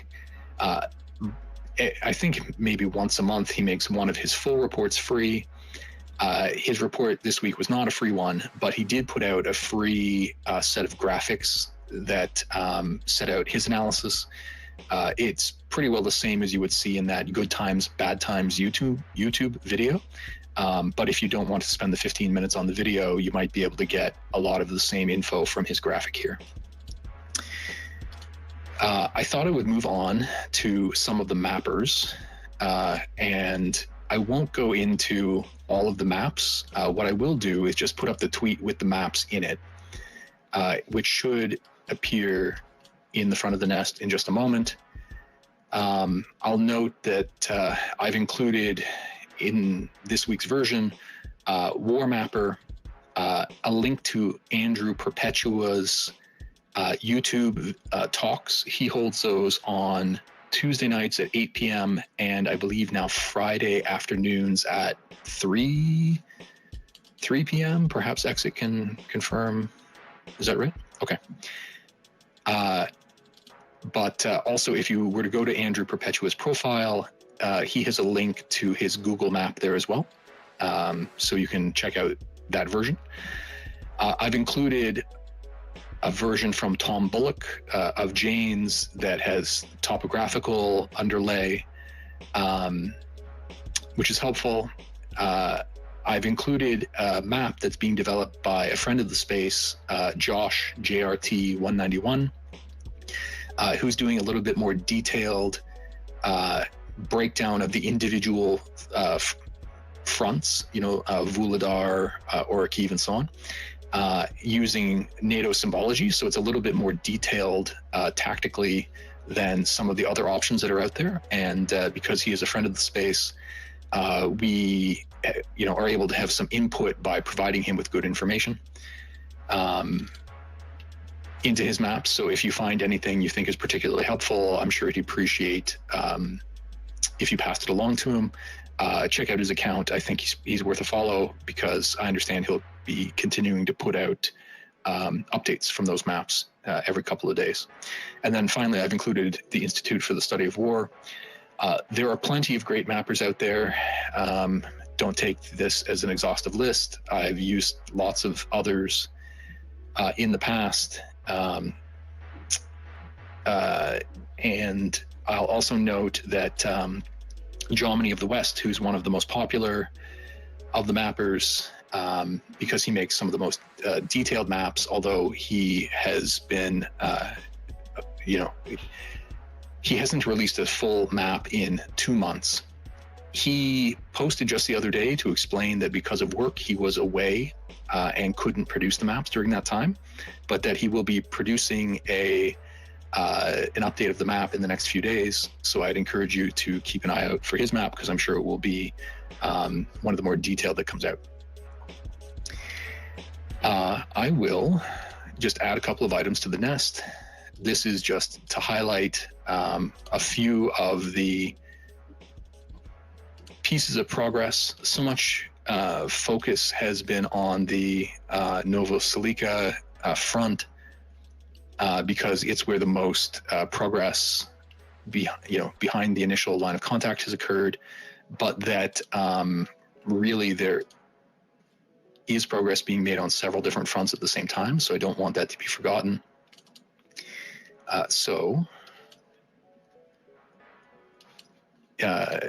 It should be at the front of the nest now. The first should be a tweet from Smart Ukrainian Cat. This is unconfirmed. It's from just a few hours ago, but he says that Ukrainian forces are now being reported as on the outskirts of Prytun. And what caught my attention is that would suggest that while the initial push had been south from Novoselivka, that they may have cut a little bit toward the west, and that previously there had been perhaps not maybe a kettle is too much of a stretch, but that Russians had been in the area of Rivopil, and that if they have cut to the west, there's the potential for a portion of those forces to be cut off. So I just wanted to highlight that. But I do note that in preparing for these spaces, I'm often a couple of hours behind. So if anybody has more up-to-date information on some of these fronts and you'd like to chip it in, feel free to request the mic, come up and contribute. The next item in the nest should be a report from Misfit, who's a friend of ours. And he noted a report that apparently attacks in the Vuhledar front had expanded in range, with the suggestion that they're now encompassing contact along the front line across 20 kilometers wide. And it's not in this particular tweet, but I did see from Ukrainian sources coming out a suggestion that progress had been made there, and that the Ukrainians had advanced about 1 kilometer past the initial lines. The next tweet back I wanted to highlight because there hasn't been a lot of discussion about fighting around Bakhmut in the last few days, but in the latest update from the Institute for the Study of War, they noted that Deputy Defense Minister Hannah Maliar has reported that there have continued to be advances, and that in the last day they had advanced 200 to 500 meters. So it sounds like slow but ongoing progress. I have heard it suggested that in that region there had been heavier rainfall in the last day or so, which may have slowed advances slightly. I'll make one more point, then I'll go to hands.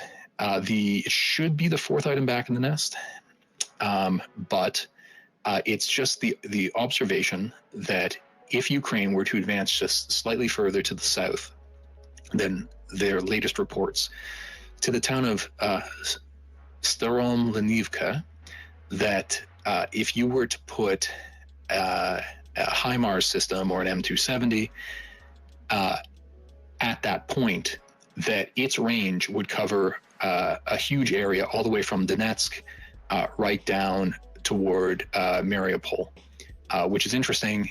Of course, people pointed out that those systems are so valuable, they would be unlikely to be moved into a hotly contested front.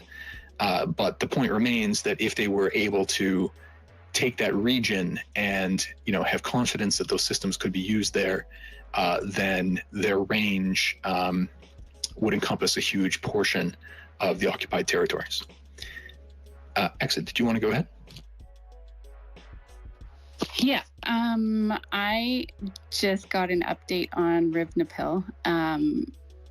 So just for a little bit of context, it's one of the main fortresses that Russia has. It looks like they are actually trying to do a pincer movement on Rivnepil, attacking for both sides, east from Lavadne and Novodorivka, which they have liberated both of those, and then also south from Velyaka. Novoselika. Sorry, I'm still working on my Ukrainian. I'll get there eventually. But so that's the update on Rivnepil, which is really exciting from the perspective of, if it's a Russian fortress, what's the point of fighting them head on when you can do a pincer movement, surround them, and kind of cut them off from everybody else? Thanks for that. And I'll reiterate that if you want to follow sort of the latest breaking, check out some of those mappers I identified, or go to one of Andrew Perpetua's talks. Again, his next one, I think, is tomorrow around 3 p.m. Eastern time. Sorry, that it is 3 p.m. I double-checked that. Thank you. Okay.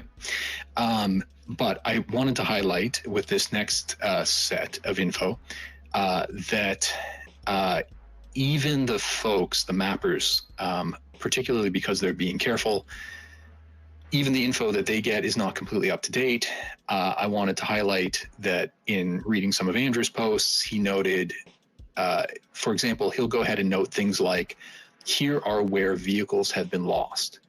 Or he had another tweet where he would look at some satellite imagery or drone imagery and would see fresh artillery strikes and use those as markers of recent fighting. And often those indications are in locations that are considerably more advanced than the most recent confirmations of fighting, which, because the fighting can go back and forth, it's not an indication that the ground has been taken. But I just want to let you know that the people who look at it most closely are looking for little indications like that, that just let us know that, we're often 12 hours, 24 hours behind. I'll go to Exit first as co-host and then to All Source. Just on that note of what some of the mappers are looking at, for instance, it's been really cloudy lately. So the satellite images that a lot of people are getting aren't necessarily as instructive as you would hope, because you just can't see down to actual ground level. So even though they're getting certain reports, verifying them with multiple sources, which oftentimes you might see them do with the satellite images, hasn't been as effective in the last couple of days because there's been so much rain and cloud cover, and so they just don't have the same options for verifying things that they normally might. Yep, the challenge is to OSINT. So it's great to have diversified sources, whether that's access to private Telegram groups, whether it's having developed a reputation so that you have contacts on the ground. Just means you need to diversify if you're following closely. All source, go ahead. No, hey, Bonnie, you hit it. Like, what I wanted to say, though, is that like a lot of this information that we're getting, there is a significant delay between 12, 24, and sometimes even 48 hours. And I think that is a kind of a testament that we, at least from my perspective of what I track on this, it does look like that not only the Ukrainians, but even the Russians are pretty, are practicing OPSEC a lot better than we've historically seen them. So we'll make that the ability to geolocate, battle map, etc., significantly harder. Mad credit to those who do it. A lot of them, do great work, like Andrew, Defma, and Josh, Project Owl, etc. That there's a lot of things, but I think a lot of people just need to have this expectation management of the amount of information we get, and most likely it'll be a lot more limited than we've seen in the past, with a lot more delay. Absolutely, and that's a good reminder. In a moment, I'll put up the Project Owl maps that came out just about an hour ago, as they came out just after we started the space.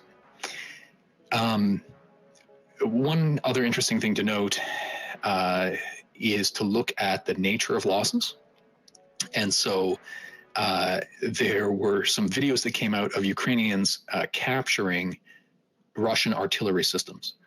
And people were highlighting that and saying, that suggests disorder in the withdrawal of the Russians, or, being out of place, because those systems should generally be so far behind the line that they shouldn't be available for capture. And that's, one sign about how things are going. To that end, the second item in the nest shows there was a particular attack, I think it was also covered by Andrew, where almost an entire Russian self-propelled gun battery was taken out just in the last few days.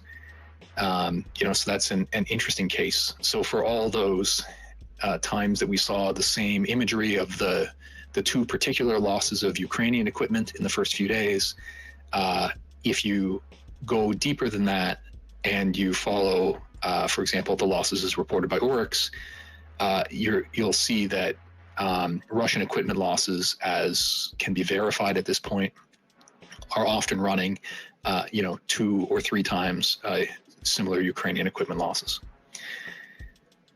The third item back in the nest is just a note playing on that same theme of the Kakova Dam destruction. This is a tweet by GeoConfirmed noting that another dam, a smaller one, was blown up along the Mokry-Yali River in an effort to slow Ukrainian advances. And this follows reports from about a week ago of 2 or 3 other dams, or, some of them are as small as just essentially irrigation ponds, but it seems to be a consistent tactic, which is obviously an extremely expensive one in terms of the damage that it's doing to Ukrainian infrastructure. But those sorts of techniques, if you see the flooding, the localized flooding, it also gives you a sense of where the Russians are expecting the Ukrainian advance next. One other bit of insight into how the offensive is going came this week in some comments that were made by Vladimir Putin directly. So he had sort of a public conversation with some mill bloggers, some online commentators, in an effort to show that he's, trying to be in touch with unofficial sources as well. And it was suggested, I believe it was the Institute for the Study of War, who suggested it may have been a response to the cross-border raids into the Belgorod region, to give him an opportunity to show that he was on top of things. But there were a couple of really unusual quotes that came out from that conversation, including he came out and said that, yes, something, I'm paraphrasing, but that, yes, it was foreseeable that raids across the border into Belgorod could have occurred. Perhaps some people could have been better prepared, which, led to a lot of laughs, criticism from Western analysts saying, well, people could have been better prepared, but you're in charge. So that's in many ways more an admission of guilt than assuaging people that everything is under control. He also mused about things like, what are the Russian goals in the war? And he essentially said, look, the goals change with the circumstances. He also mused about, yes, some people say to me that we may need to call up more reserves, potentially 1 to 2 million, which was a huge number, sort of not at all consistent with previous statements on that front. So that was interesting. And then finally, after the public portion, there was then a 30-minute private meeting where the mill bloggers were allowed to ask Putin questions, and that reports of that conversation have come out. And one thing that was highlighted is that apparently several concerns that they raised, Putin responded with, oh, well, this is the first time that I'm hearing of these concerns, which again is, it's unclear whether that's, theatrics, as in, I don't want to take responsibility for these matters, and even though I have heard about them, or whether they were legitimate statements that he just had not heard about some of these concerns that had been, widely public for a while, which would present its own problems. Exit, did you want to go ahead? I guess I would just echo what you just said there. If you read the actual transcript to the milk blogger portion of it at the end, it's really hard to tell if he really has no idea what's going on. You can watch the video to go with it as well, or if he's playing that up, and I suspect it might actually be just a amalgamation of both of those things, because some of the things that they asked about seems like things that his subordinates might not be informing him of in the strictest sense. But either way, I would highly recommend reading through that. It doesn't take that long, and grab your coffee in the morning. And then the next item, so Putin's comments about, oh, well, this is news to me, these concerns that you're raising, that was highlighted in particular by Rob Lee. If you then go one further back in the nest, there's a tweet that I put up that if you want to see it for yourself, it has links to the original video and then a link to the transcript, so you can read through it on your own. I also wanted to raise one other point. I'm trying to find a reference tweet, but I'm not finding it. Since All Source is here with us, he and I had been engaged in some chats as part of a group, in that some people have started talking about the potential for the Ukrainians to attack in the Kherson region across the now much shallower Dnipro River, whether there or potentially crossing at the reservoir as that ground there begins to dry out.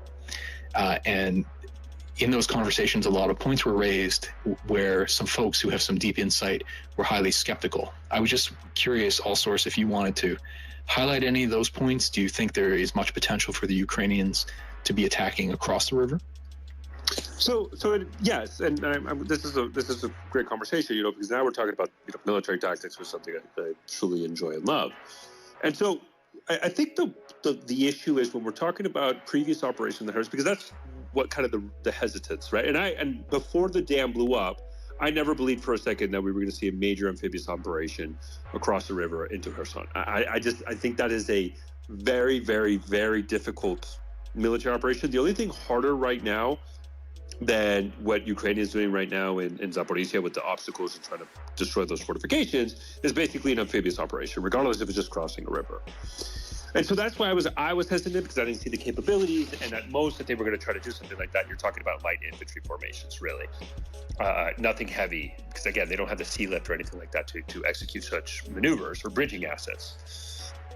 But with the dam blown up, and a lot of the river and the reservoir drying up, okay, now the biggest risk for that type of operation, crossing the river, kind of goes away, right? Now there's a lot significant less risk. Now the question that people have to have, right, and when you're analyzing this is, okay, how dry is the river basin? Like how dry is the reservoir? Because you always have to run into concern if you want to commit heavy armor, right? They can get stuck. And again, I, as a tanker, I understand the concern of mud, but I think people automatically associate any mud equals tanks cannot operate, and I think that is not correct, right? You're talking about like extreme level of shallow, weak land that can just devour your tank. Like it's very, very specific, not just a little bit of mud.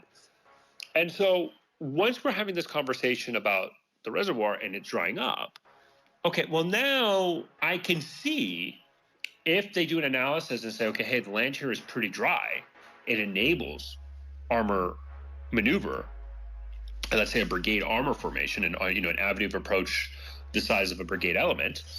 Well, now we're talking that, hey, this is feasible. This is something that can happen. And the issue that the Russians have is a lot of their defensive positions in Kherson was washed away. A lot of the mines were washed away. A lot of their military formations are facing in the Zaporizhia direction, not necessarily postured for the western side because they had that river that served as a natural barrier. There's a reason why the Ukrainians, when they seized Kherson, didn't continue their offensive. The river was it. That's it. It stopped the offensive. No more. And so with all that in mind, there is this possibility, at least a conversation that can happen, that maybe Ukraine decides to make a decision to commit an offensive over there, but it's going to be fundamentally different than what we talked in the past. In the past, we see river crossings, probably special forces or light infantry, recon elements, which haven't been that successful. Something like this would involve a lot more. And in this type of operation, you would need a substantial amount of artillery and armor units to go through there. Even if you cannot commit armor because of the terrain, a medium or light side infantry unit can still cause a lot of damage in this area as long as they're properly supported with artillery. And I think people, when they talk about artillery, and this is, I believe I think it was OSINT Defender I was having this conversation with, artillery is effective against armor formations when you can fix the armor unit. In other words, you prevent the armor unit from having maneuverability. That's when it's effective. Or you send them to a kill zone, an area that you've already designated where your artillery is pre-programmed with target reference points, and you can start hitting them, right? If you don't have a fixing element, kill zones, target reference points, artillery is not that effective, because how you then beat that is why you have tanks in the beginning, is the protection and, more importantly, the speed, right? I mean, I've trained in that, where if the enemy has artillery and I'm getting fired, I don't stop. You go faster. Maneuver, try to just go, do not stop. That's why the obstacles were so important to halt the Ukrainian offensives, and a lot of we've seen in Zaporizhia, because that enabled the fixing. And I think that's kind of the difference. And so do you think that there therefore is a real potential that the Russians have lost their ability to fix Ukraine along the river, and therefore it's more of a realistic possibility? I would have to do a little bit more research, and I think those are like, what are the fortifications? I do not believe it's that extensive compared to Zaporizhia. It's not to that level, so it's definitely harder for them to fix. And again, I think, I mean, I'm not a geologist. I'm not going to pretend I am one, and I think that would be something very interesting, like somebody who could explain, okay, this is the rate we expect this area to dry up, and if that happens, right, I can easily, if you're asking me, if I was, Michael, a Ukrainian J3 officer in the Ministry of Defense and Operations, and I'm planning to plan this operation, I see this, I would definitely recommend to hire, wait, hold on, if it takes a month, it doesn't matter. Just wait until this area completely dries up. This is a perfect avenue of attack, an avenue of approach for our tanks to go through. And we can punch right through the Russian defenses at a weak point where they don't have substantial amount of fortifications, and we could deal a decisive blow, and then force the Russians to retreat along large sections of the front, enabling success in other areas. Right? That it's possible. I'm not saying it's likely. I'm not saying it's imminent. I'm not saying it's not. Like, I think it's a plausible scenario that can happen, but we need more information, and time will tell. Thanks for that. So, if you have a look up in the nest.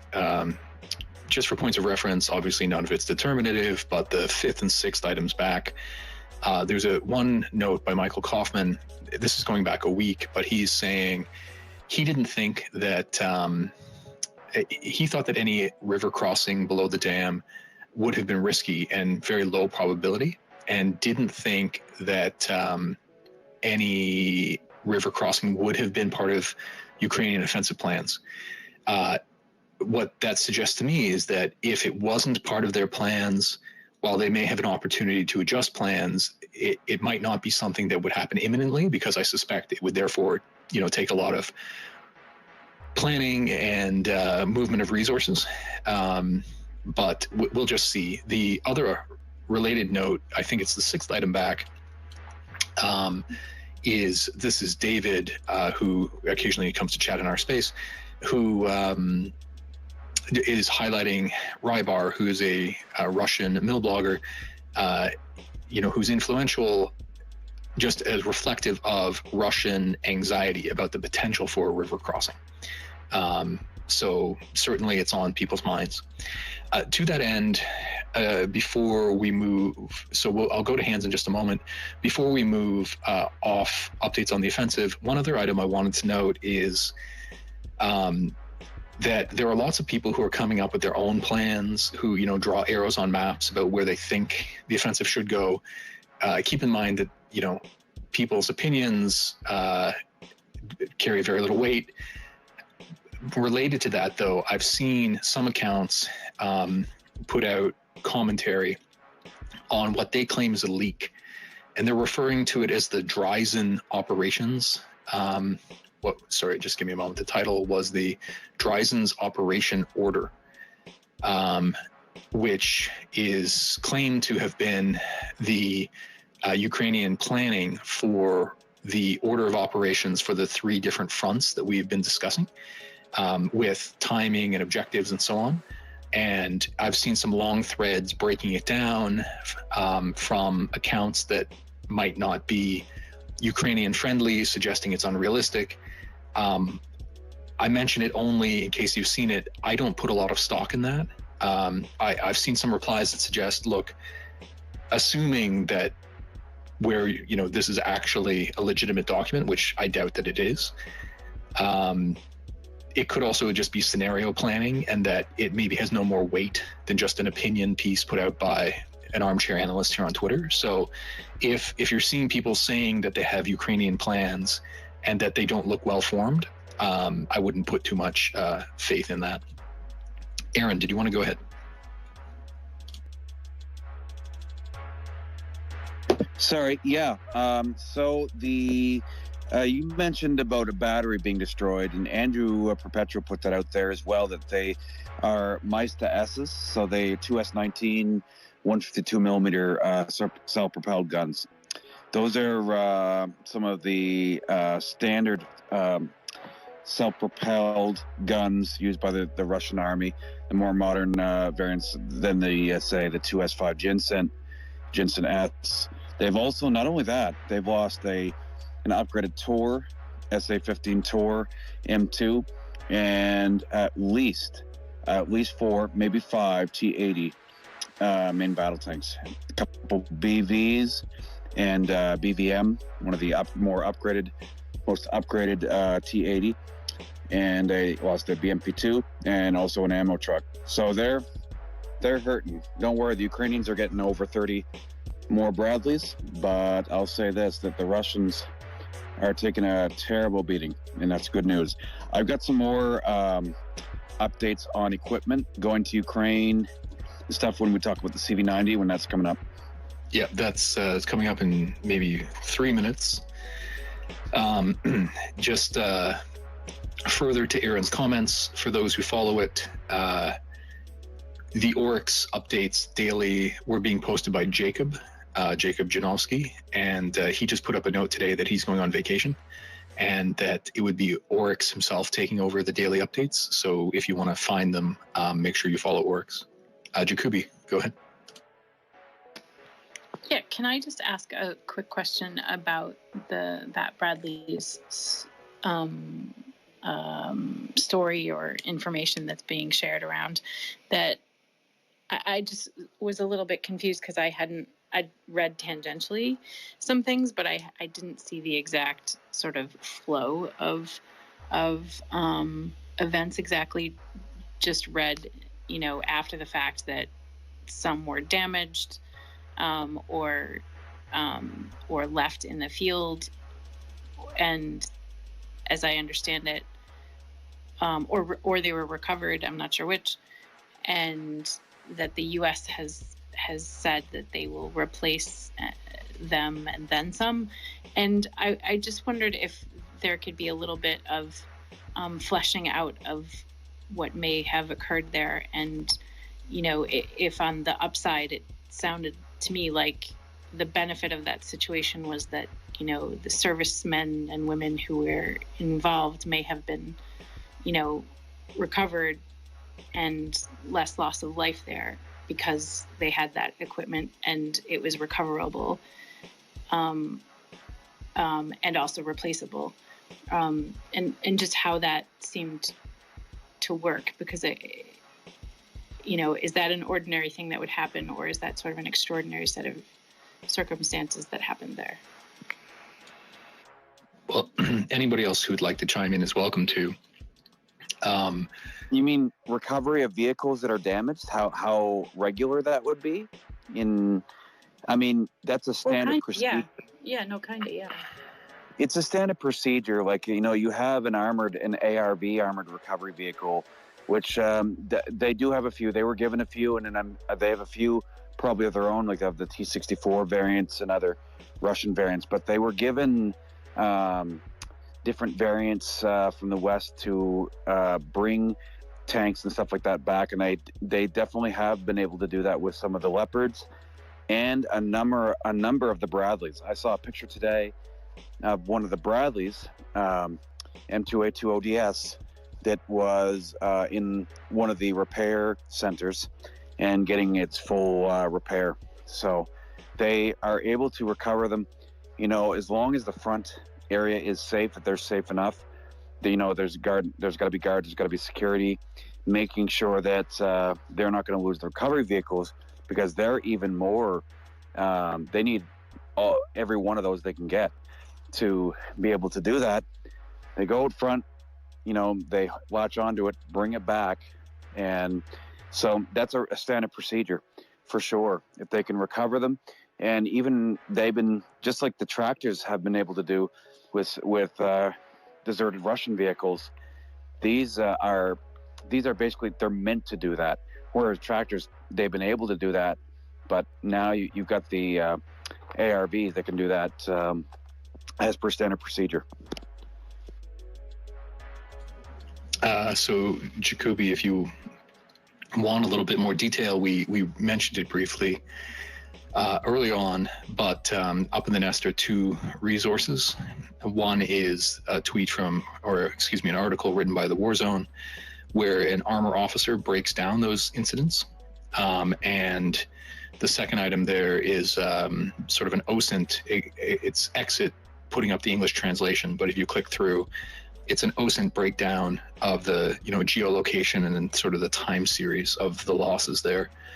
My understanding is that there were two particular instances of multi-vehicle losses, one of which involves something like 6 Bradleys and one Leopard, of which I think it's believed that 3 of the Bradleys may have burned and were therefore likely destroyed, but that several of the other Bradleys may have been abandoned or lightly damaged. The Russians released some video of them briefly at the point of those wrecks, claiming that because they could get to them, they had captured them. But the consensus I've seen is that they didn't hold the territory long enough for them to be captured, and that, in fact, there was then video of Ukraine apparently retrieving some of them. And then I'm not sure it was the same Bradley specifically, but there were some shots today of some Bradleys in the shop being repaired.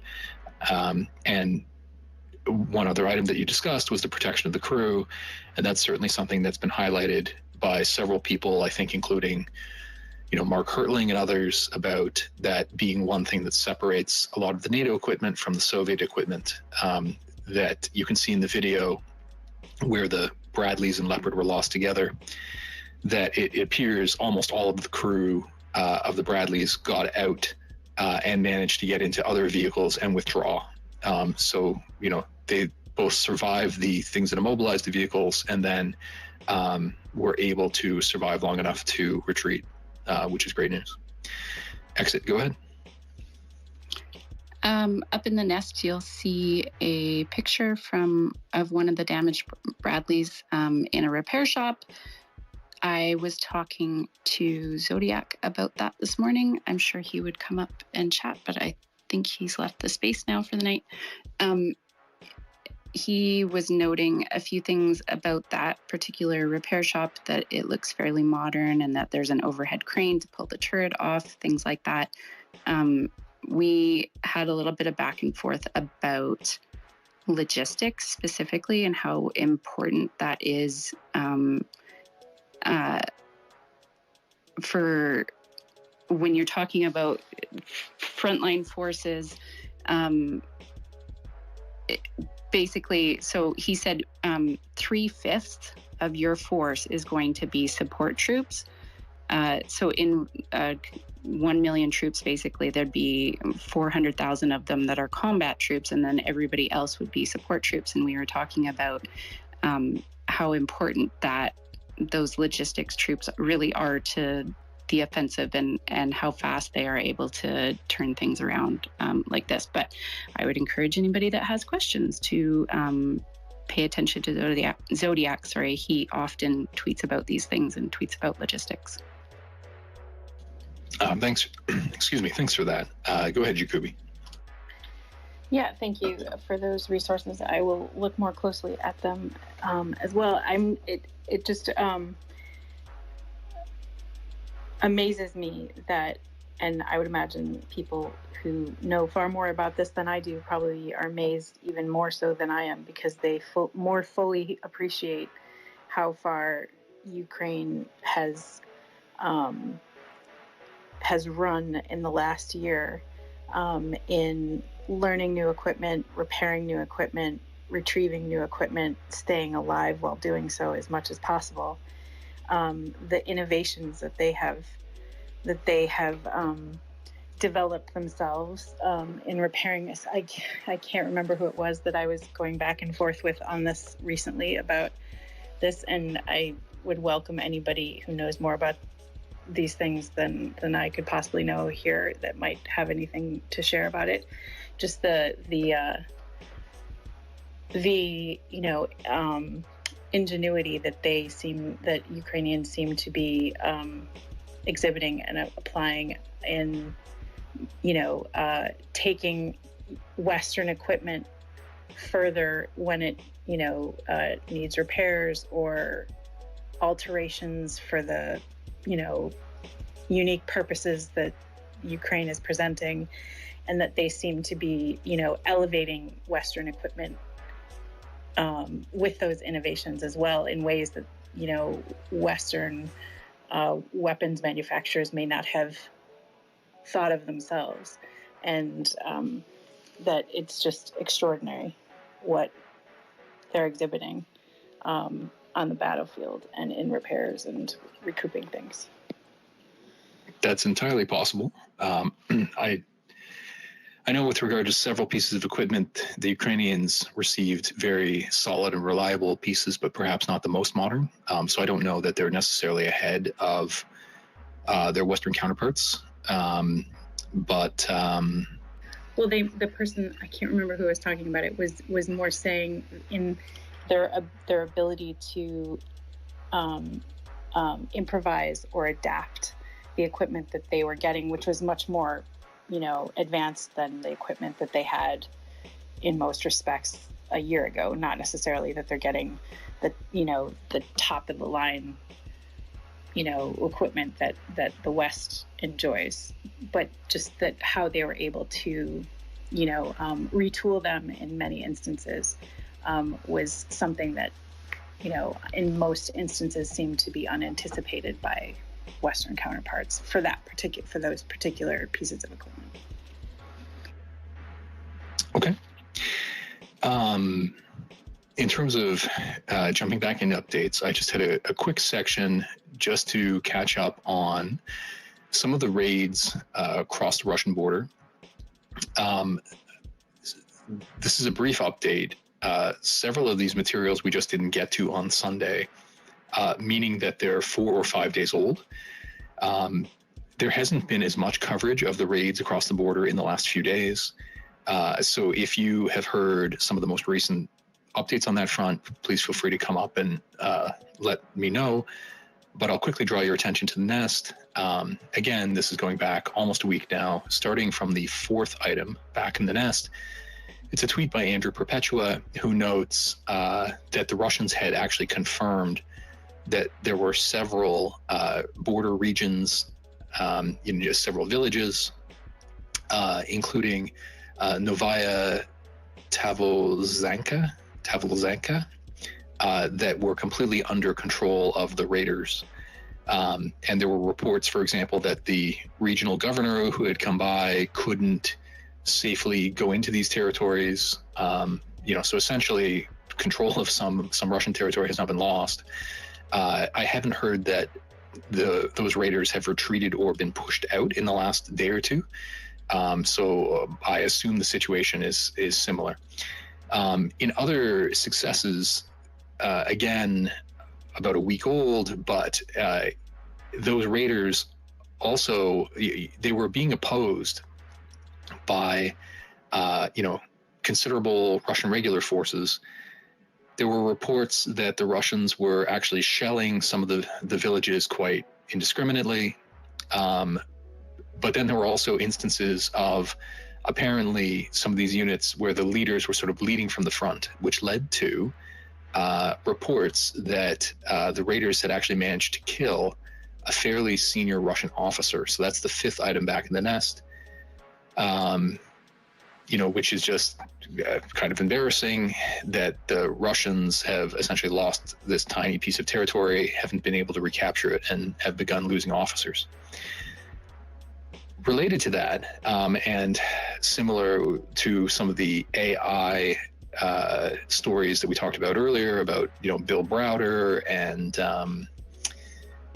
its use in political campaigns here, the 6th item back in the nest is a tweet by Hannah Lyubakova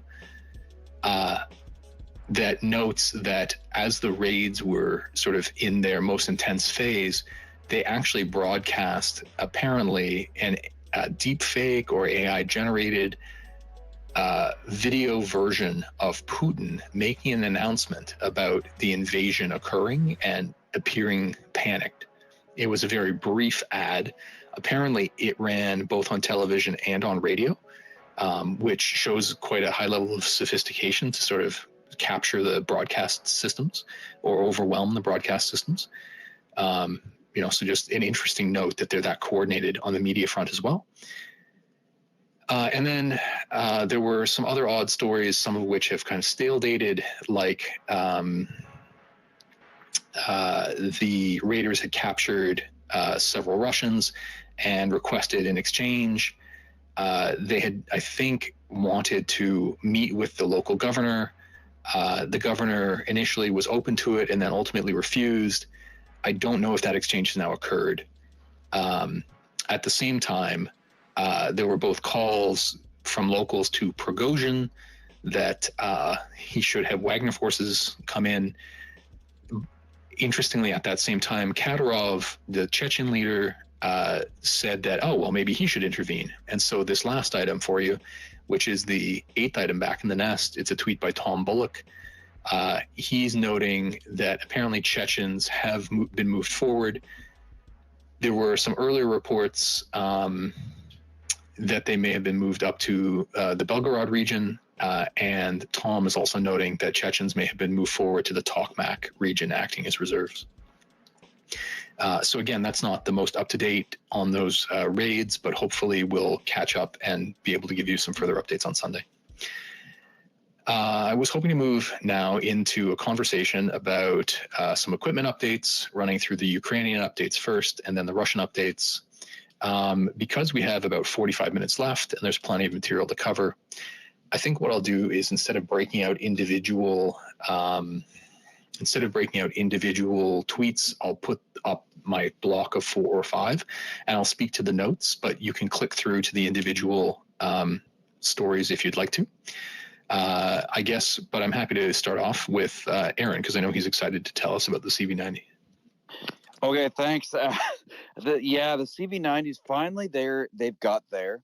I mean, this is just the first batch of 50, right? So, I mean, these have been in production, in service since 1994 and onward. I mean, there's been roughly about over 1,000 built. So, believe me, they could get more, but other countries have to donate as well. I mean, that's in total variants. Like there's Mark 0 to Mark 4. You know, their armor, they can handle anything like 30 millimeter rounds in front armor. So I mean, it's got an all-around protection against 14.5 millimeter. So it's really good against stuff like that's bigger than Dishka, which is a Soviet machine gun. They've got integrated what they call Iron Fist, which is actually what they call an active protection system. So it can shoot little bits. There's different protection systems. It's electronics, or there's also different units, like little darts that can come off of sheets of armor. It's a setup, and this thing I think it's a hard kill active protection system.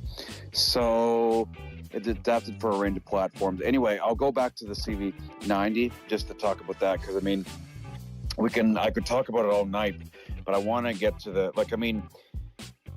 main points of it. So the main armament is either a 40 millimeter, which is awesome. That's a lot of firepower. Bofors L70 autocannon, or it's got 35 millimeter, 35/50 Bushmaster autocannon. It's got so either a 30 millimeter, 40 Bushmaster autocannon. There's different variants that can have different armaments, but there's even variants called with a turret called XC8, which can actually have a 105 millimeter or 120 millimeter smoothbore gun, and that is basically that's an equivalency millimeter of a main battle tank gun. Even though this is an armored fighting vehicle, or what we call close combat vehicle, can carry 6 to 8 troops. There's variants that can have 120 millimeter automatic mortar.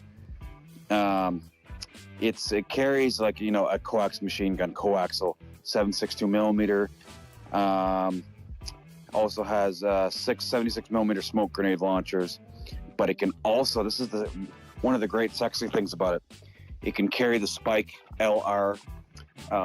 It's a longer range anti-tank guided missile, and that's from Israel. So it's a good system. It really is, and it's really going to come in handy. It's definitely on the equivalency of the Bradley, but it's got a bigger gun. I mean, by anywhere, because Bradleys are usually 25 mil. This one is either 30 to 40, or up. So it's a good vehicle. As well, there's another update.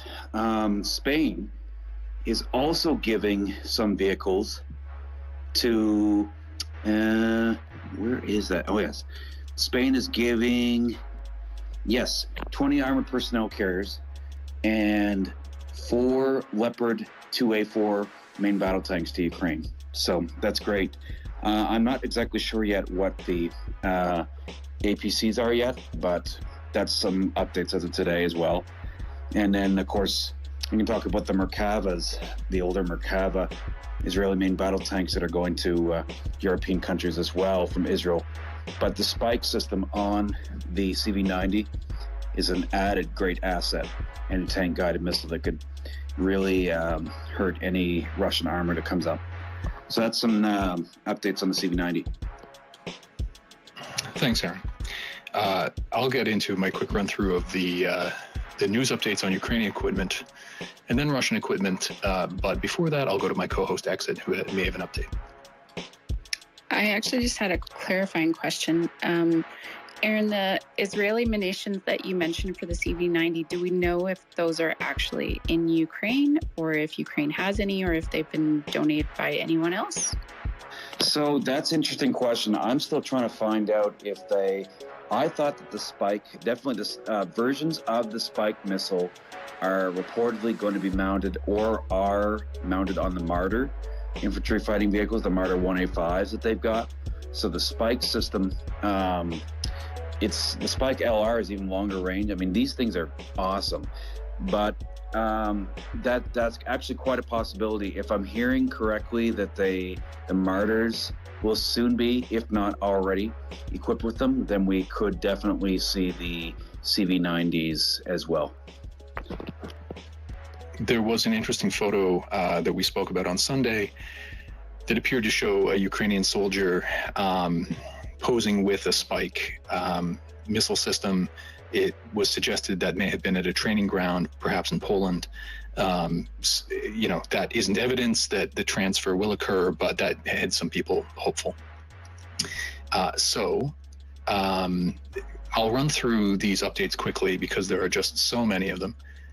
I'm going to start with the first item in the nest. I'm putting these up as blocks. If any of these catch your attention and you'd like to come up and comment on them, or if you have additional information, you're welcome to by hitting the microphone button in the bottom left corner of the space.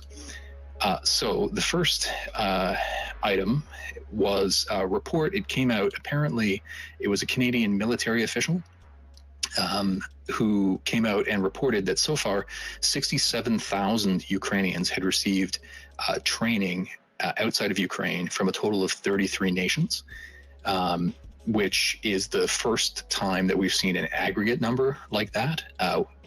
Those who have been attending the spaces for a while know we had been tracking the gradual updates from the UK training program, and we had talked about the establishment of the EU coordinated training programs.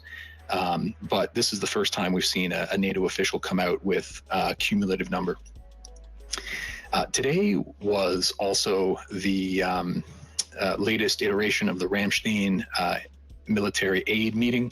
I've put in that tweet Jeffrey Edmonds, who was formerly of the CNA, a colleague of Sam Bendet's, a friend of ours. He just put a link to the Defense Department's website where they updated. I won't go into it all because there were announcements from a number of countries. Aaron referred to several there, like Spain. There were, some notable announcements from the UK, for example, with regard to drones, and some announcements from the Netherlands with regard to F-16 training, which we'll get into in a moment. But there were many other announcements coming out of Ramstein as well. So if you'd like to have a look at that Defense Department publication. One big bit of news that broke today, although it's still not completely certain, it's that third tweet in the one titled Ukraine Equipment. It's saying approximately 200 Merkava. And so that links through to an Israeli newspaper that says that I believe two countries, one of which is a European country, would, with U.S. backing, reportedly purchase several hundred old Merkava. Other coverage of it that I've seen suggest it would be approximately 200. And of course, the speculation was that these could wind up being transferred to Ukraine. I don't know if there's been any additional news on that front in the last couple of hours, but Allsource may have more for us. No, yeah, and Michael, thanks for having it. I did want to bring up a comment, though, before you went on that. I think it's kind of important when we're talking about these continued Ramstein meetings and the support network that we're for Ukraine. And a lot of times, I always go back to this, that we always focus a lot on the equipment, right? Providing equipment to the Ukrainian military, which is very important and desirable. But I think we also have to have an acknowledgement that there's certain European countries, and probably certain countries in the West, that might be running on this kind of critical shortage or risking their own national, defense and what they might feel comfortable with to supporting Ukraine. And I think a lot of the emphasis on equipment, although important, ignores something that's probably also very vital to Ukrainians' ability to fight off the Russians in Ukraine, and that is training, right? And I think what we are seeing is a very robust training plan, both in the United States and in Europe, either led by, bilateral, the US, NATO, the EU, that is now allowing the Ukrainians who have done what we call this mass mobilization, that is basically now a conscription-based military, these training programs enables, at least to a degree, not fully, but at least to a degree, a certain level of professionalization of the force, which is very important in these types of situations. I mean, we're talking about what we're seeing in Zaporizhia is a very complex military operations, right? Your combined arms, offensive operations on entrenched fortification that are basically, if you look at it from a military side of the point, like, these are deliberate defenses, right? This is the hardest type of defense that you want to, if you're somebody in the attack, this is the worst type of defense you want. A deliberate defense, extensive fortifications, there's probably extensive kill zones establishes, target reference points, etc. And although equipment provides technological superiority and ability to destroy targets farther, better protection, these Western equipments provide all that. At the end of the day, what makes those things more lethal is training. Like I've said this before, like, you know, an Abrams tank is not as lethal unless you have people trained to use it. It's something I'm very comfortable utilizing myself, right? And I think that is something that we need to focus on a lot, is just the training aspect of it. Which is a great point. To that end, among the announcements that Canada made about additional aid in the last few days, they particularly highlighted that they were extending Operation Unifier, which was one of the training programs that predated the 2022 invasion, particularly for officer training. So I thought that was a great development. I'll go to Exit as co-host, and then we'll go to Wolverine. I've had this discussion with a couple of people here, and I thought I would open it up to the space in case anybody else had thoughts. One of the things that Canada has announced in the last little bit was that they are helping with the pilot training for the F-16s, but we don't have F-16s. And that was a little bit curious to me. And if anybody had input on what Canada would be supplying to that, or some thoughts on that. I think it was pilot and maintenance training, actually. Sorry, let me be correct. I'd love to hear it. Okay, well, we may have some people come up to comment on that. Okay. Well, I see your hand shot up right again. All source. So I'm going to go to all source, and then I know Wolverine is very keen. So we'll go all source.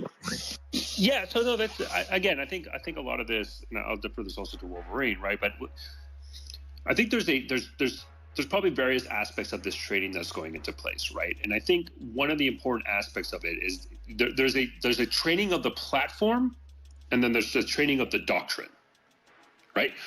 So the platform is probably the first level, right? And again, a lot of these pilots are already experienced pilots. So it's really teaching them the fundamentals of the specific platform. You're not having to start from scratch. Like, let's say in the U.S. Air Force, right? You get a guy who just graduated from the Air Force Academy. He has to go through basic pilot training, and then he works his way up, and then he gets a platform, and then he works on that platform. Basically, that basic level piloting, you don't need to do that. You don't need to worry about it. So you go straight to the platform. Then that's what you train on, the specific platform, which probably, I don't believe, based on what you said, Exit, and you're right, the Canadians use the CF-18. They don't use the F-16. So I don't think they're going to focus on the platform itself, but where I think they might want to focus a lot is on the doctrinal aspect of how the West does air power and air combat, right? Which is, it's a lot more complex than I think people realize. And there's not only the pilot aspect of it. What I would be interested in as well is, just as the U.S. and NATO trained the ground forces, a lot of their staff level, right? There was a lot of staff training on this combined arms doctrine, large-scale combat operations. I think a lot of that training, at least for the Ukrainian Air Force, is probably also tied to that, right? Hey, you have these air platforms. This is how the doctrinal aspect of these pilots, how they fight. But it's also extremely important, the guys on the ground that enable those pilots to fight, the air traffic controllers, what we would consider in the West, the CAOCs, the Combined Air Operations Centers. There's a lot of staff involvement in that although is not sexy, I've said this in the Mirror report earlier, it is fundamentally vital. Like, you do not achieve air dominance just with planes and pilots. You need to have a robust plan, staff sections, back in the ground that controls that fight just as you would control the fight in the ground. And I think that's where the Canadians are probably helping them, because they have a lot of experience with that, and just NORAD in and of itself, that with the U.S. provides excellent institutional knowledge that they can give to the Ukrainians on achieving that kind of ability to do DCA coverage and air, defensive counter-air ability. Regardless, it will be fascinating to find out how they can assist. I think I'm hearing that the Europeans may be creating a joint training center in the latest updates from today. So we'll see whether the Canadians set up some kind of a standalone program. They work with the Americans, or perhaps they contribute to sort of that joint European program. We had hands up for a while. I think, Wolverine, you may have wanted to comment on the Merkava. Go ahead. The Merkava and this. One thing that they can actually do also is, because, like you said, Canada does not have F-16s, but they do have trainer jet aircraft. So another thing that they can actually do is they can, until they actually get on F-16 airframes, they can actually teach them combat training in the aircraft to our standards, specifically dealing with our tactics and how we deal with air assets, air threats, ground threats, and all that stuff. So that's actually another thing that they can actually do, which will help them be prepared more for when they actually get on the platforms.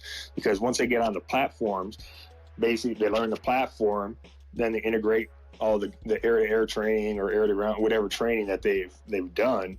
They can do more air-to-ground or air-to-air training once they become more familiar, but at least they have a baseline of how NATO works and how they can actually, employ those aircraft. Because in reality if you're not in combat, a jet is a jet is a jet if it's set up as a fighter jet, which some of those trainer aircraft can be used as fighter jets.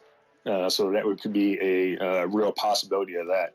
Now, as far as the Mahovas, I've been watching back and forth all day. As far as I know, I've even read seen two or three different actual news articles, CBS, ABC, and someone else. One was Jerusalem Times, and then some stuff on Telegram. So right now, from all of those, none of those have actually said yet where the Mahovas are going.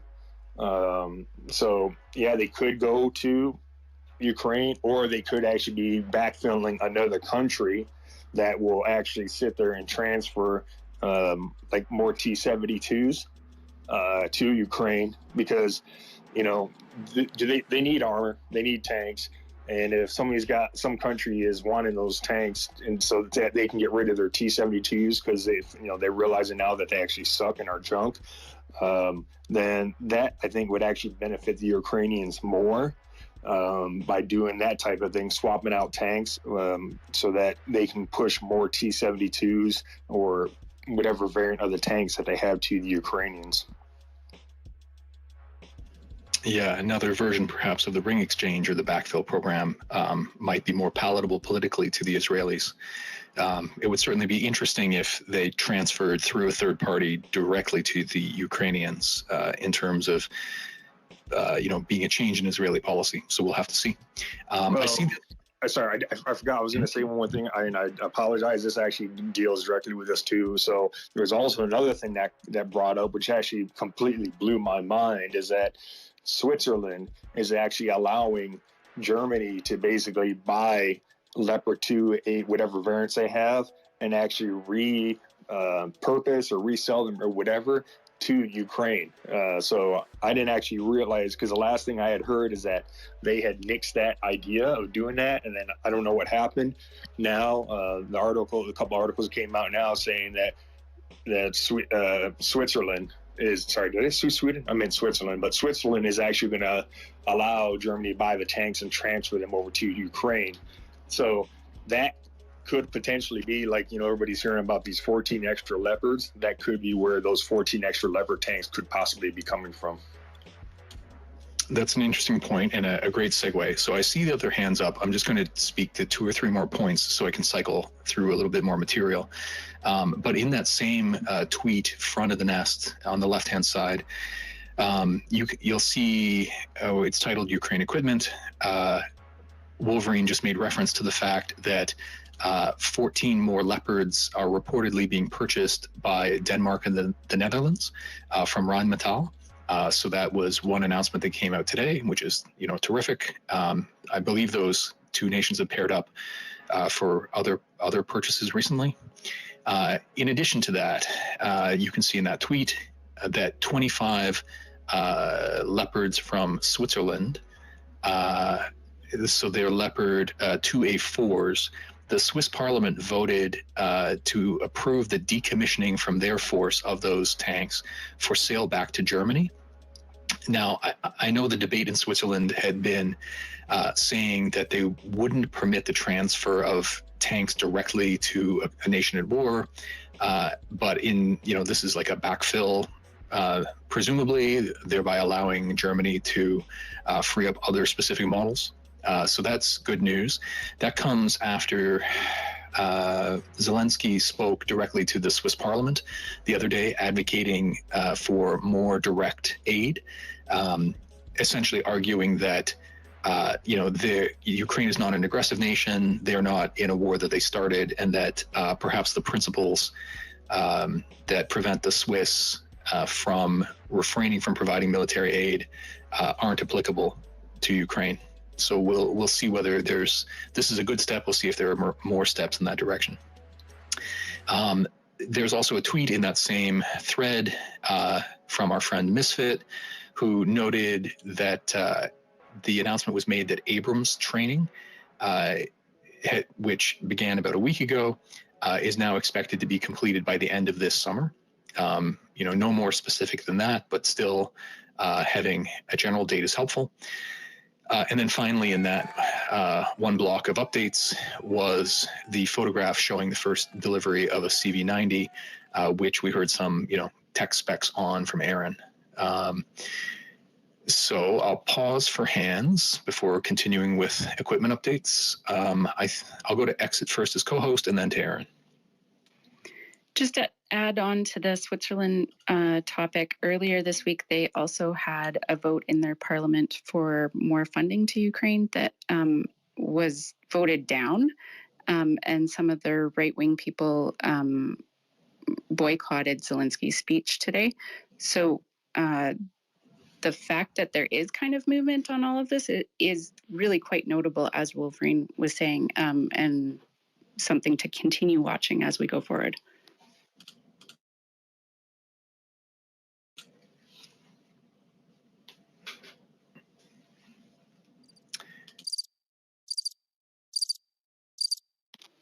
Mr. Bond, I think your mic is muted. Oh, apologies. I'm sorry. I was going to call Aaron to go ahead. Okay, so one thing about Canada and being Canadian, I'm proud of what we've been able to do for Ukraine. I do know, I will note that also that there's options for, there was talk, I will say, of even the Australian Super Hornets, them going, and they're in mothball shape. We got a few of them.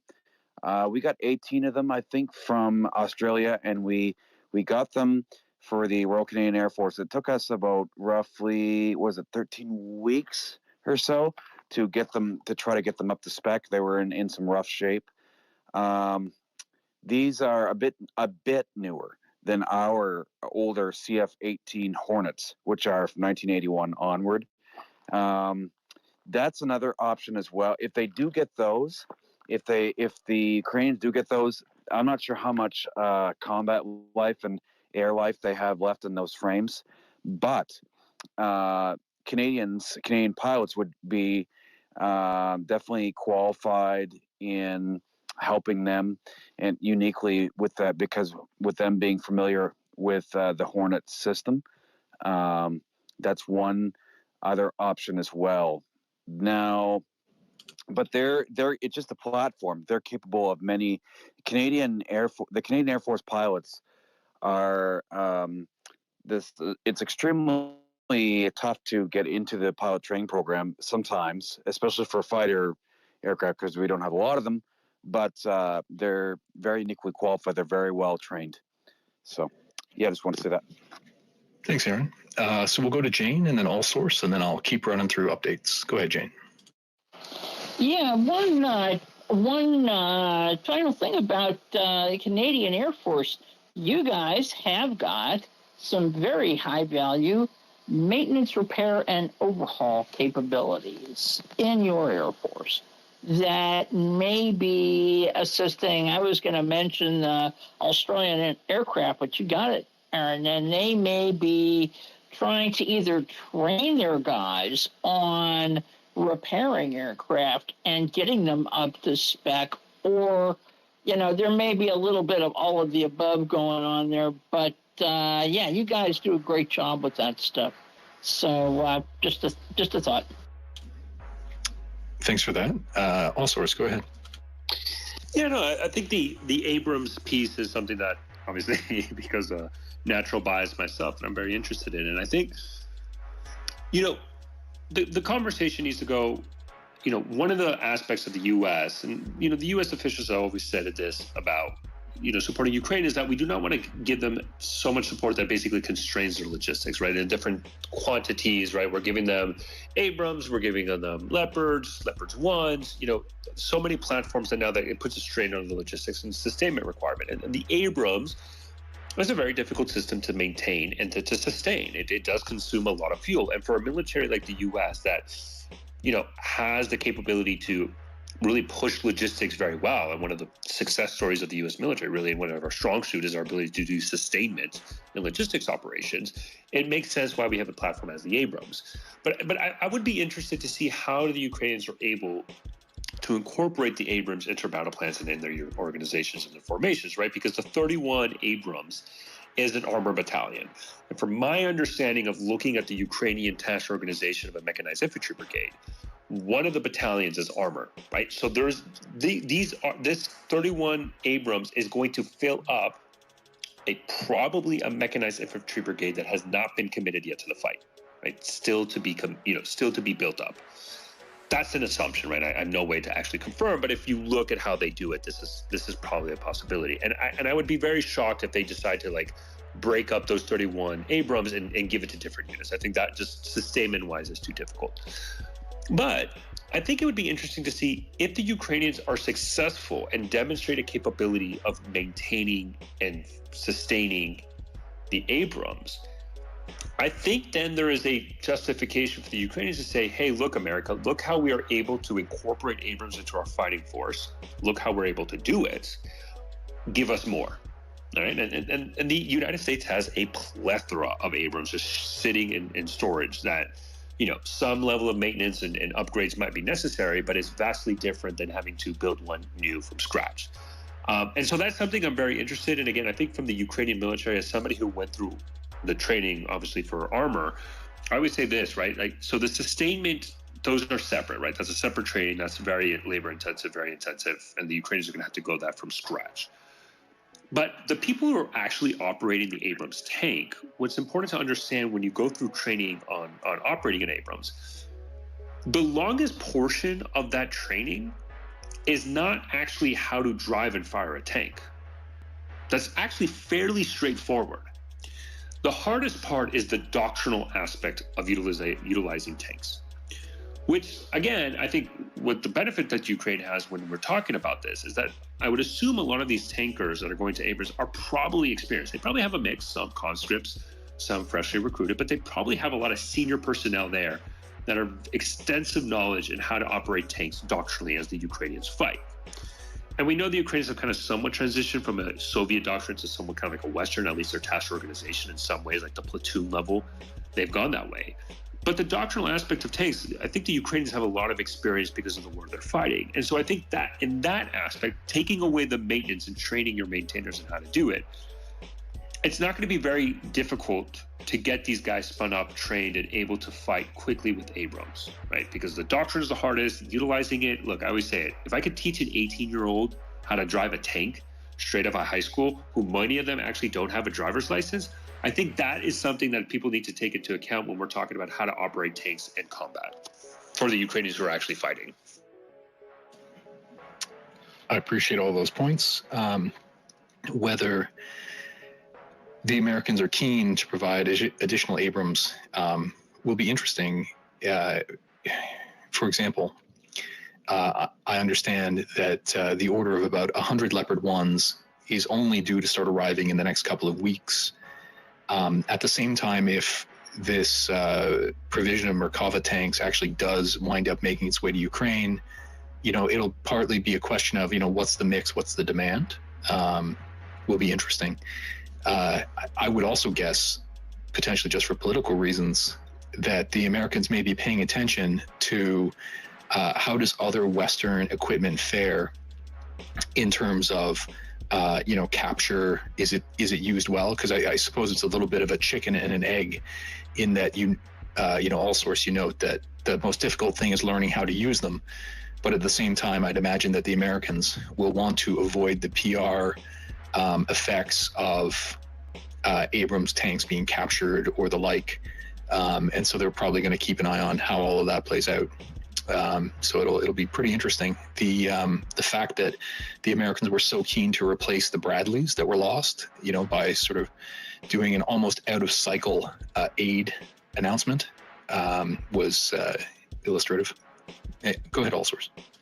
Yeah, and I want to say, this won't be the first time we've seen destroyed Abrams. Like the Saudis fighting the Houthis in Yemen, a lot of Saudi Abrams were destroyed. The Iraqis in the counter-ISIS fight, and something that I personally, when I deployed to the Middle East, saw, right?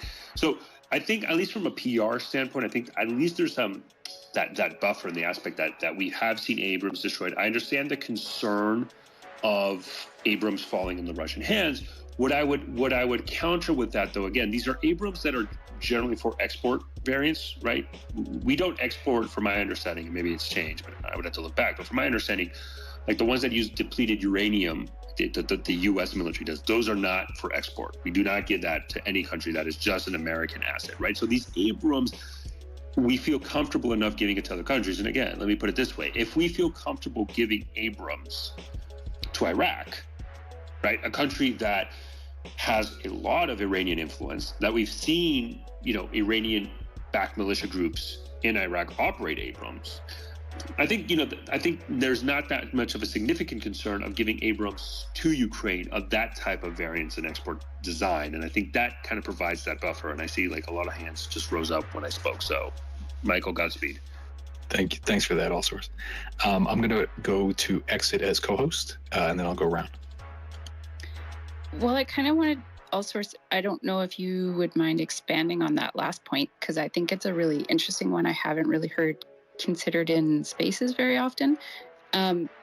It's not like the U.S. does not supply arms to a number of other countries that are in other wars that would be far more concerning if those weapon systems were turned over to the enemy, or the opposing forces, whatever you want to call them there. I would be, we've heard a number of times continually about maybe the U.S. doesn't want to supply these things to Ukraine because they might get into Russia's hands. Arguably, that's an issue everywhere? ? No, and absolutely, right? So let me put it this way.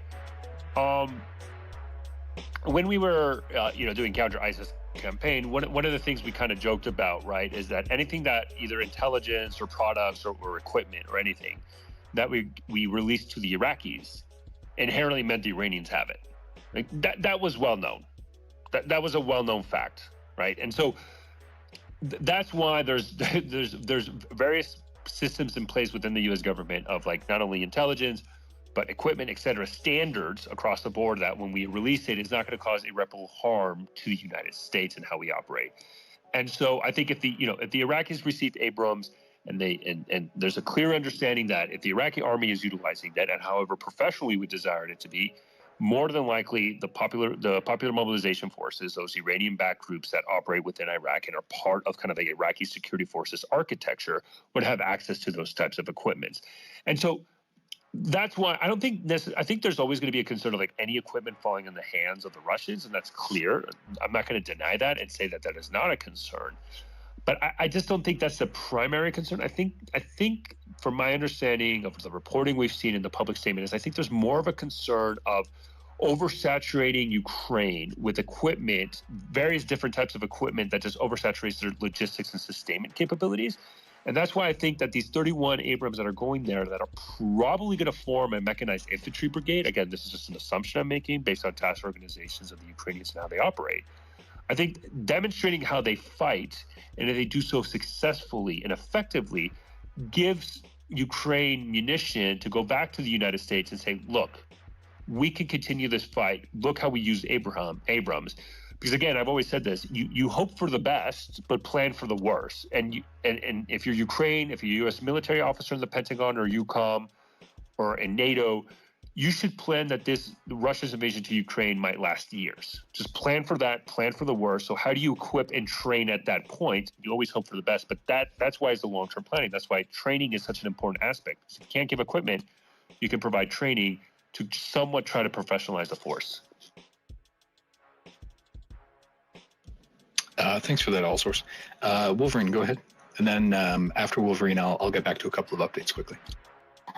So the one thing, like X has said about the export stuff, so like Allsource was saying about the Iraqis. So any of the tanks that the Iraqis, the Saudis, the Kuwaitis, the Moroccans, and specifically, well, the Australians and the Egyptians are all export variants, meaning one, they don't have chop armor because the level of security classification on that is so high, it's ridiculous. And two, we've also seen it evident, not just not with Abrams going over there, but we've seen it on 777s, we've seen them on M119s, that there are certain components that are not on the guns. Many electronics, type of electronic components for whatever they may be, because I'm not too familiar with the M119s at all. But everything that the United States sends over, before they send it over, they will take out our good stuff and they may put in a different quality, or one that might be a little bit less level of what we use in our tanks. But that's how they operate. And to what Allsource was saying, the Iranians did have M1A1s. My son actually went there later on, and they actually had to put a lot of pressure on the Iraqi government to get all those Abrams back from the population forces or whatnot. And they had to go back to Al-Taji, back to where the Iraqis' 9th Armored Division or something like that was at there. But yeah, we do not send anything over there like that, the high-tech stuff that would be used against us. We do not, the United States does not send that. Even if we were to send F-16s directly from our stocks, the brand newest, let's say we were actually going to send them Vipers, they still would not have the same, some of the same system upgrades or the same components in their aircraft as ours do. Thanks for that, Wolverine. And on these themes, particularly things that Allsource raised about the Abrams, and now we're talking about the training for F-16s. So the Abrams training would finish this summer. The F-16 training would begin this summer. You're already seeing sort of the outlines begin to come up regarding what might happen after the offensive. That there will be an additional wave of forces, and that I think some people are already starting to turn their minds in that direction. Jane, if you don't mind, we'll go to Jane quickly, and then I'll go through some more updates. I'm sure that will inspire additional conversation. Sure. One quick thing here. According to the Wall Street Journal, and that's one source only, we are apparently discussing sending Ukraine depleted uranium shells as of a couple days ago. Now, I have not found any sources that verify that, but it was in an article regarding the response to the counteroffensive by the Russians, and that we may need to help the Ukrainians up their game a bit. So that is one bit of data that may be of interest, and I can't verify whether or not that is 100% true, but it's interesting. Yeah, thanks for that. I'll put that item up in the nest in just a moment. I saw that report as well. Okay, I'm going to run through a couple more updates. If it inspires any questions or comments, that was a great sort of round of discussion. Feel free to go ahead. Because there's lots of material, I often run for 3 hours. Because there's lots of material, I'm going to keep running for a little while. If any of the friends of the space or co-hosts have to depart, totally understand that. But I'll try and give updates as we proceed through the material about how much longer I plan to run. So starting from the second item from the left in the nest, the tweet begins with EU artillery production. I try and block these by theme. So that first block was ground vehicles. This second block is supplies from sort of distant sources. So the first tweet under EU artillery production, if you have a look through there, it's an article published in a German newspaper. It's an interview with the CEO of Rheinmetall, and he goes into a lot of detail about production rates of artillery ammunition in the EU. In particular, he says that they can currently produce about 450,000 shots per year. But I believe he goes into a conversation about, however, if it was a Spanish arms manufacturer who they were hoping they could work with to increase production by, another 50 or 60,000 rounds per year. And then I think the quote that came out was, he said that the only way to get to 1 million rounds per year available for Ukraine would be if the allied countries essentially open their stockpiles. So, I mean, at least that's setting a realistic baseline. There's also the second item there. There was a vote recently in the Japanese legislature where they amended their laws to allow export of weapons, which was a significant change in their posture. And then a report came out fairly quickly that Japan was considering the supply of a significant number of artillery rounds. I think, apologies if I have this wrong, but I think it was something like 500,000 artillery rounds were under discussion to be provided to the United States that would ultimately then be handed over to Ukraine. And so that's backed up by the Reuters article, and I believe it was originally reported by the Wall Street Journal, but that would be a significant news source of ammunition.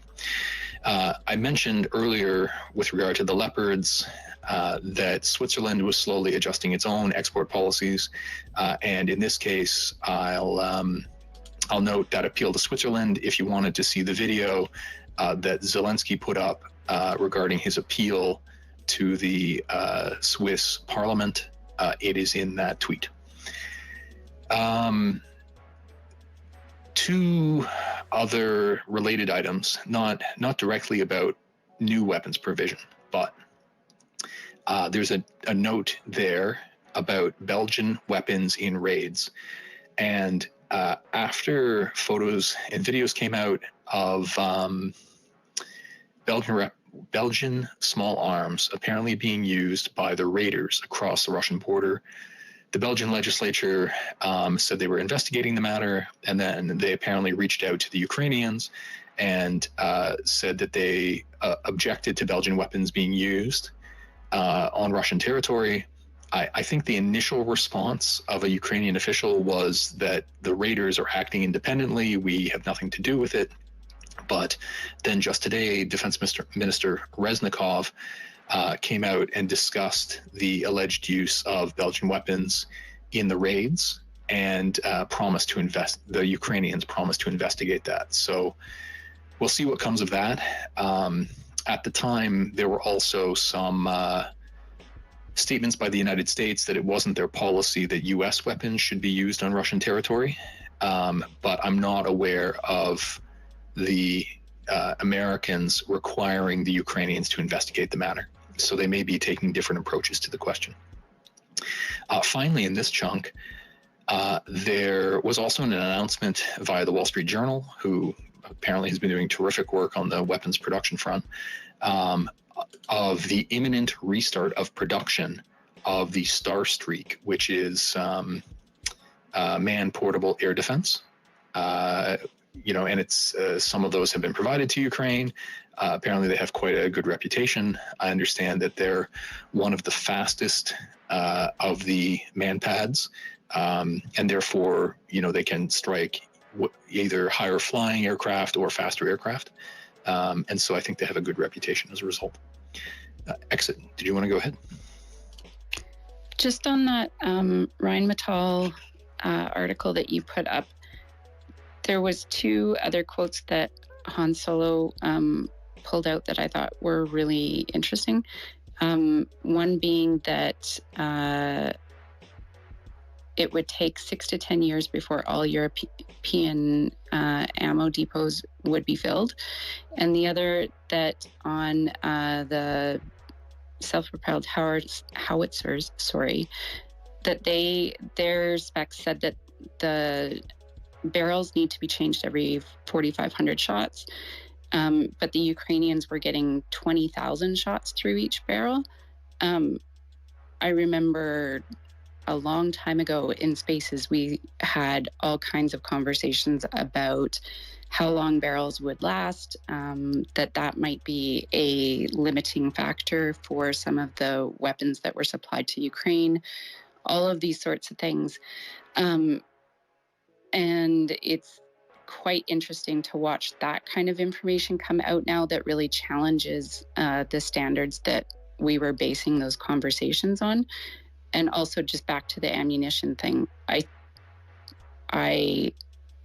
am not a military person, but I'm sure getting more and more concerned that despite the fact that we know Ukraine is using a significant amount of ammo, way more than I think people are aware of on a monthly basis, we still don't seem to see new contracts that are actually going to refill those ammunition depots in a timely fashion. And I can't wait to see some government movement on that in particular. Thanks for that. I saw Allsort's hand go up. Was this in response to exit? I know Aaron had his hand up first, so I want to defer to him if he wanted to. Yeah, sure. Exit, but mine is to exit. Okay, well, Aaron, did you want to speak to exit's point, or can we go to Allsorts first? You go to Allsorts first, and then Okay. I can go. Yep. Yeah, so I think actually that's an excellent point, right? So the ammunition, and I know there's been a lot of reporting in the past of like the U.S. is now going to go into overdrive in 155 millimeter production. The U.S. Army has a plan for like the next, I think, 5 to 6 years. This was done by the Secretary of the Army for the United States, Walworth, I think her name is. She mentioned that to do this, right? And but you're right. That takes time and to get there. So again, I go back to this aspect that I think Secretary Austin, the Secretary of Defense, said brilliantly when he was talking about it's harder said than done. And it's you train the Ukrainian military so that they're not so over reliant on artillery. So what does that mean? Like in the West, right, in the U.S., artillery is viewed as a supporting effort. You use your maneuver as your decisive operation to achieve the objective, and your artillery is your kind of your a way of supporting that, right? The Russian military is a lot more artillery centric. They heavily realized the utilization of artillery as a core tenet of how they conduct offensive and defensive operations, and clearly the Ukrainians still follow that mold. And so ideally, I think what the West is trying to do, what Secretary Austin was trying to say, is we're trying to train the Ukrainian military to fight more with like the West, where it's not so reliant on artillery. But I think what they're quickly realizing, look, it's easier said than done, because what you're then you're fundamentally having to retrain the entire Ukrainian military outside of something that they're very comfortable with this kind of this Russian-Soviet doctrine. And although we see examples of the Ukrainian military utilizing Western doctrine and fighting, it's not across the board. And you're seeing this mix. And maybe at the higher echelons, there's probably still an overutilization of Western doctrine. And then the utilization of Western doctrine, right? The Russian doctrine is at the higher echelons of Ukrainian military command, specifically probably at the brigade and corps level. And then maybe the utilization of Western doctrine, with some examples, you can probably pick out at the company, battalion, maybe, and even especially the platoon. But that's going to take a lot of time to change the entirety of the Ukrainian military. So I think there has to be a push for 155 millimeters. And also because if the Ukrainians are comfortable fighting that way, let them fight how they are comfortable fighting, right? Don't try to change an entire military doctrine while they're fighting a war. And so then that is ensuring that they have those supplies available to be successful. And I think that is kind of what the U.S. government is doing with this report in Japan. We've seen this with South Korea. We see this across the board. And hopefully soon, we see U.S. Army 155 productions actually quick up fairly quickly. Well, and to that end, the American approach may be consistent. We had an astute listener chime in to note that even with regard to the Rheinmetall production question that we discussed a moment ago, that some of the manufacturers in Europe have considerable capacity that already exists, but that really part of the question is confidence in the consistency of demand for the munitions, which is they don't want to ramp up to make use of that capacity only to have demand dry up in a few months. So that was a great point. I think the order was Aaron, Charles, and then finance. So we'll go to Aaron. Yeah, just one point before you shut down. Yeah, I have also worried.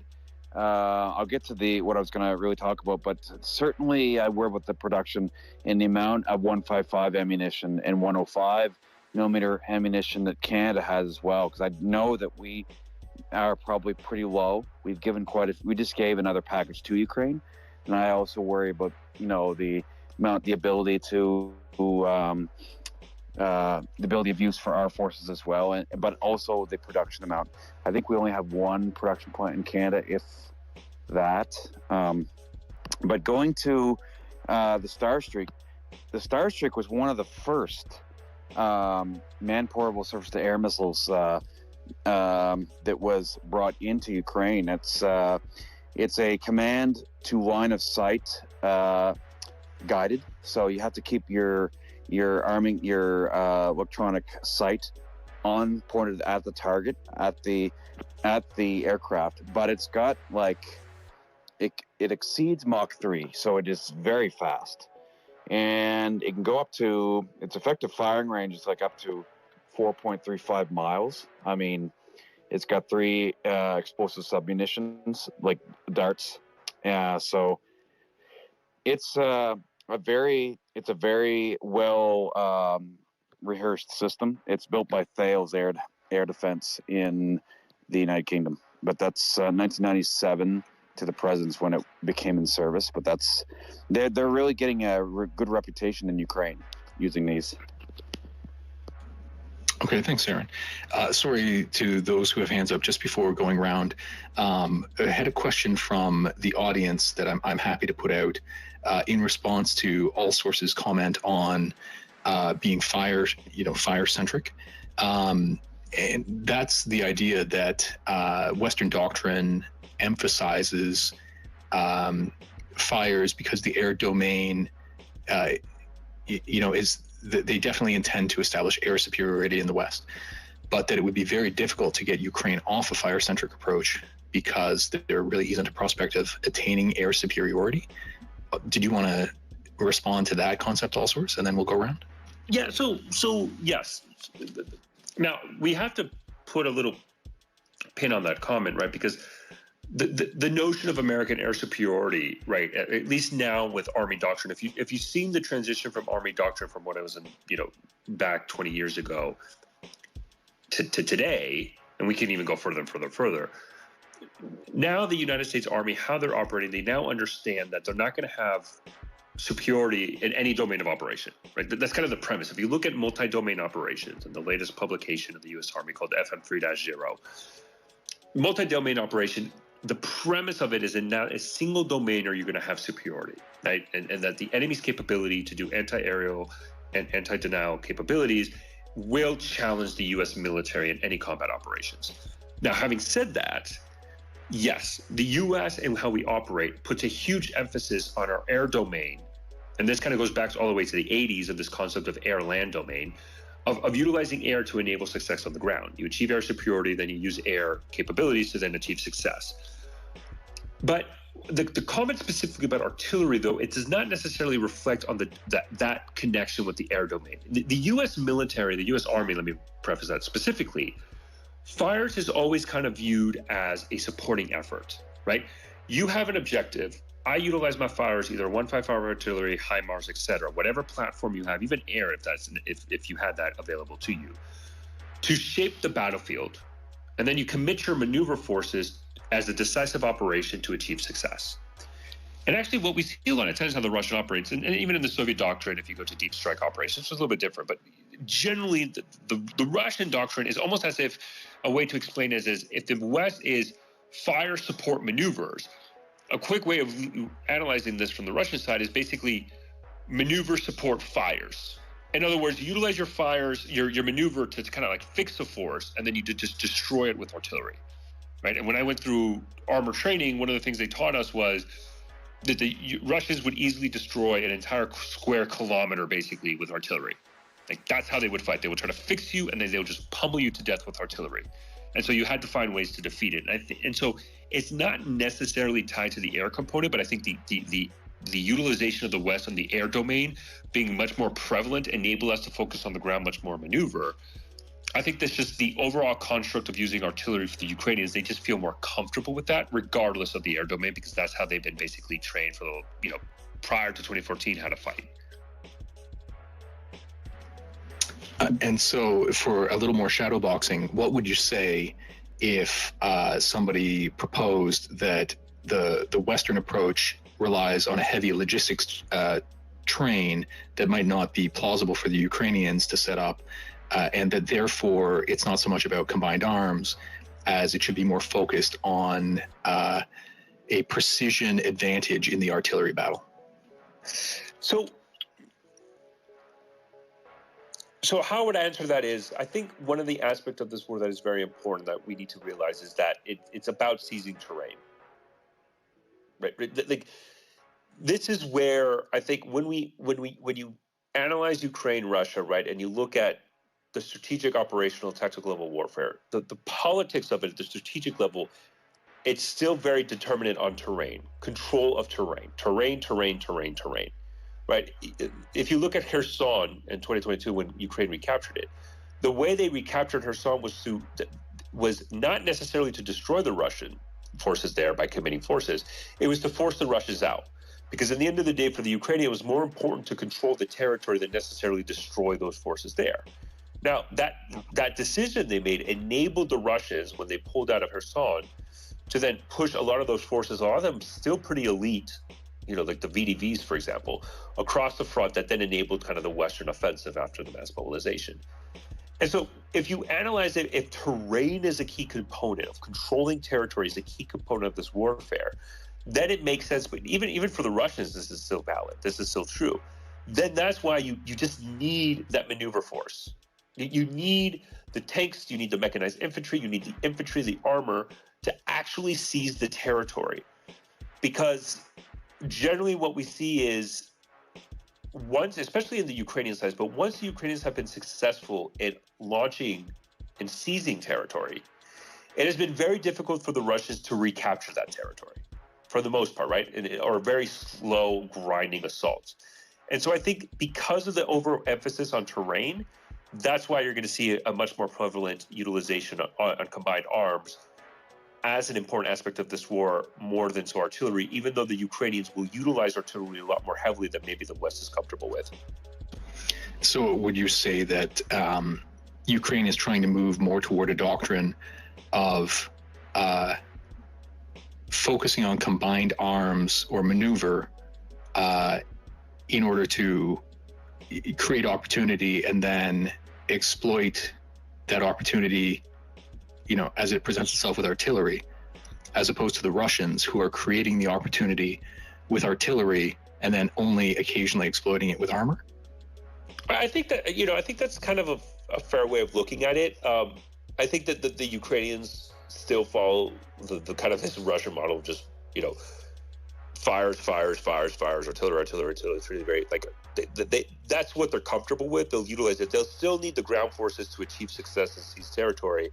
But I think the Ukrainians feel a lot more comfortable pummeling an area with artillery just as the Russians, and then committing their maneuver forces. Again, now don't get me wrong. The U.S., the U.S. Army, fires is a very important aspect of our ability to fight. Like, I don't want people to misunderstand my comments. It's a key component. But generally, when you look at fires and the utilization of fires, it's always in this notion of a supporting effort, like how it's utilized and done. And then more importantly, the higher the echelon you go of the command, the higher echelon of targeting. Now you're starting to get at generally, high payoff targets or high value targets, right? And there's doctrinal definitions for that. I'm not going to go into. But one of the interesting aspects that I'm seeing lately in the last 48 hours, right, or maybe 72 hours, the last 2 to 3 to 4 days that I've seen in the south and Zaporizhzhia is we've clearly seen an emphasis on Ukraine on targeting Russian artillery assets in Zaporizhzhia, right? We I think Andrew posted a great picture where he kind of identified and highlighted, okay, here's like 5 Russian artillery assets that have been destroyed, right? That, to me, just with the limited information available, indicates that within the Ukrainian military command, they have acknowledged that the Russians' main way of disrupting Ukrainian counteroffensive is utilization of artillery, right? They have the obstacles, they fix the maneuver forces, either through fortifications, mines, etc. Once those forces are fixed, you destroy it with artillery, right? That's how they're doing it. As such, what the Ukrainians have now decided is like, our targeting and collection now at the tactical level, specifically closer to the front, needs to focus on these Russian artillery assets. Because if we degrade the Russian artillery assets, we basically remove a key threat because of the Russians' overutilization and overemphasis on artillery. By destroying that, you're removing a key threat that the Russians have on Ukrainian counteroffensive. And I think that is something that is interesting that we've seen the last 2 to 3 days. And I think it would be interesting to see if that continues the next couple of days. Do we continue to see a lot of these strikes specifically on Russian artillery assets or counter-battery radars to enable those offensives down the road to not run into the Russians' overutilization of artillery, but not forgetting, though, that the Ukrainians as well will utilize artillery heavily to try to degrade as much as possible any Russian defenses, and then they might commit their maneuver forces, or they'll commit their maneuver forces to fix Russian units in a defensive position and then just pummel it to death with artillery. I wonder how much of the Ukrainian approach is focused on, if I don't know if you call it fire-centric, but the deep strike, the extremely high precision at logistics nodes, rail bridges, and so on, in an effort to degrade the Russian artillery fire. Right. So yeah, that's deep. As you said, deep strike. So that's the deep fight, right? And if you look, you have your support zone, your close fight, and your deep fight. And your deep fight is exactly, Michael, what you hit, right? And that's your shadow strikes, right? Maybe your long range drones and UAVs, etc. And some of those clearly are aimed at targets for command and control. Recently, we saw the chief of staff of the 35th Combined Armed Army has been killed, the general of the Russian army. We see, them targeting logistics sites. But I think this is kind of where what I think everybody here is used to when we turn on CNN during the Iraq War, right? The shock and awe. Right? We all see the shock and awe. And I think Ukraine, they have a lot. They're very limited in their ability to conduct deep strikes. Right? Extremely limited in their ability to conduct deep strikes. But that's still part of the plan. So you fight with what you got. And so if you have these capabilities, and then you have your priority targets, what you want to destroy, now that's basically, okay, these missiles go here, but I think we're not going to see the shock and awe that we're used to because the U.S. just has that capability and the West has that capability that Ukraine does not. And it's not just, hey, here's like 1,000 F-16s. No, it's a lot more than that. You need substantial more than just giving them equipment. It goes into intelligence capability, it goes into collection, it goes to staffing, it goes to training, etc. But the Ukrainians are doing it as best as they can with the resources they have available. And I do believe it's an important aspect of their campaign plan.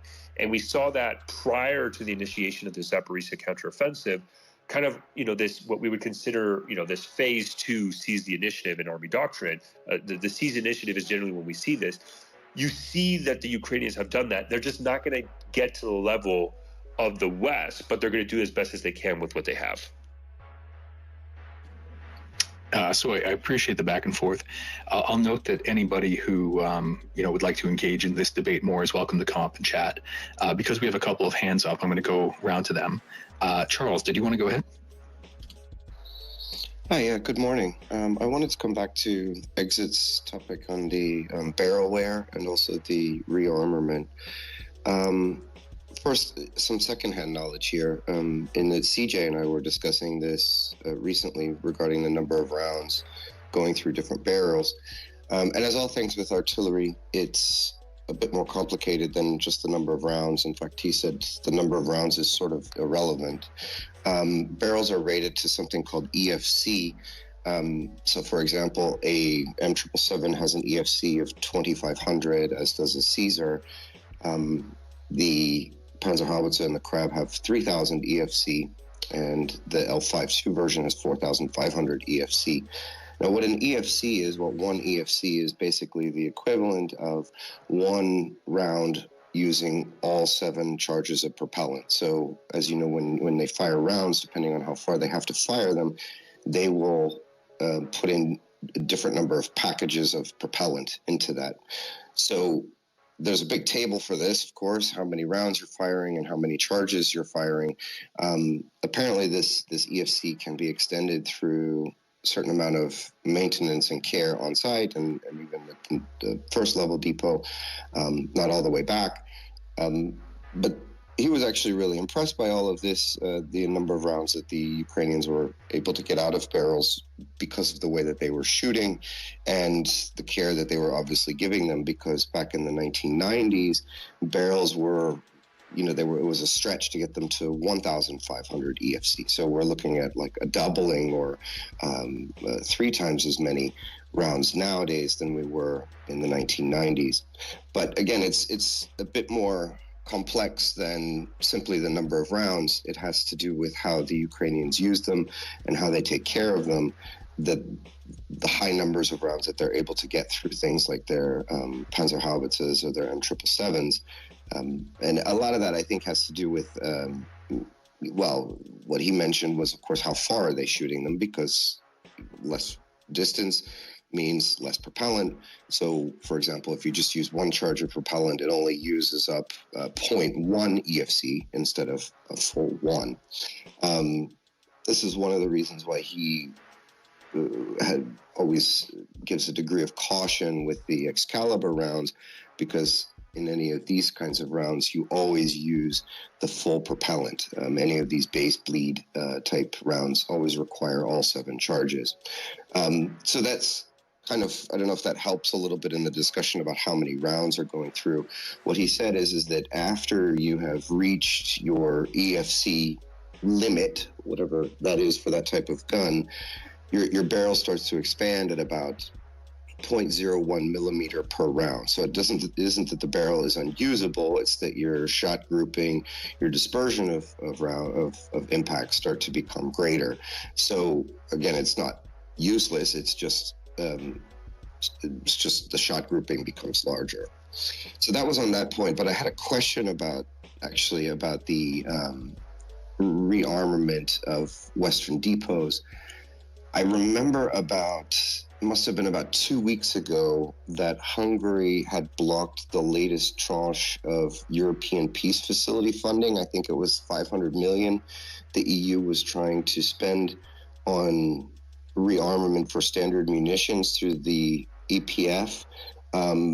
Orban had said, or Hungary had said, it was due to the fact that Hungary's largest bank was on a Ukrainian list that sponsors the war, and he wanted that removed from this list before he would sign off on the latest EPF facility tranche. But I didn't follow it after that. I wasn't sure whether you or anybody on the panel knew whether that had actually gone through the EU and that 500 million was released. Thanks. I'll admit that I don't know. If anybody else does, you're welcome to come up and let us know, or perhaps somebody can quickly run some searches. I do know that several months ago, when Hungary similarly was attempting to block some military aid to Ukraine, essentially all of the other EU members indicated that they would be willing to sign an instrument whereby they would essentially provide guarantees to the fund to repay the fund for any monies drawn out. So the idea would be that, forgive me, the EU, I believe, is 28 countries, but the result would be that 28ths, or whatever the proportion of the fund would be, less Hungary's share, would be paid out essentially immediately, with the individual nations promising to repay it, promptly. And when Hungary was presented with that alternative, they dropped their demands and cooperated. Why they would throw up hurdles knowing that mechanism kind of floats around in the background, I don't know. But I do know that at the time they had developed a workaround. So hopefully somebody can find out what happened in that specific confrontation. Until somebody comes up, Finance, would you like to go ahead? Yeah, as far as I know, we heard a lot of noise on the OTP bank, just to address this one real quick. But yeah, it seems that it was just noise. The other thing on financing is, looks like the U.S. House might finally make the real move, and they're going to propose legislation. I believe it might even be Republican proposed to release the currently frozen Russian central bank funds to Ukraine. Should that actually come to pass, like should that law pass our Congress, that is a big if. This is a hope. Hope is not a plan.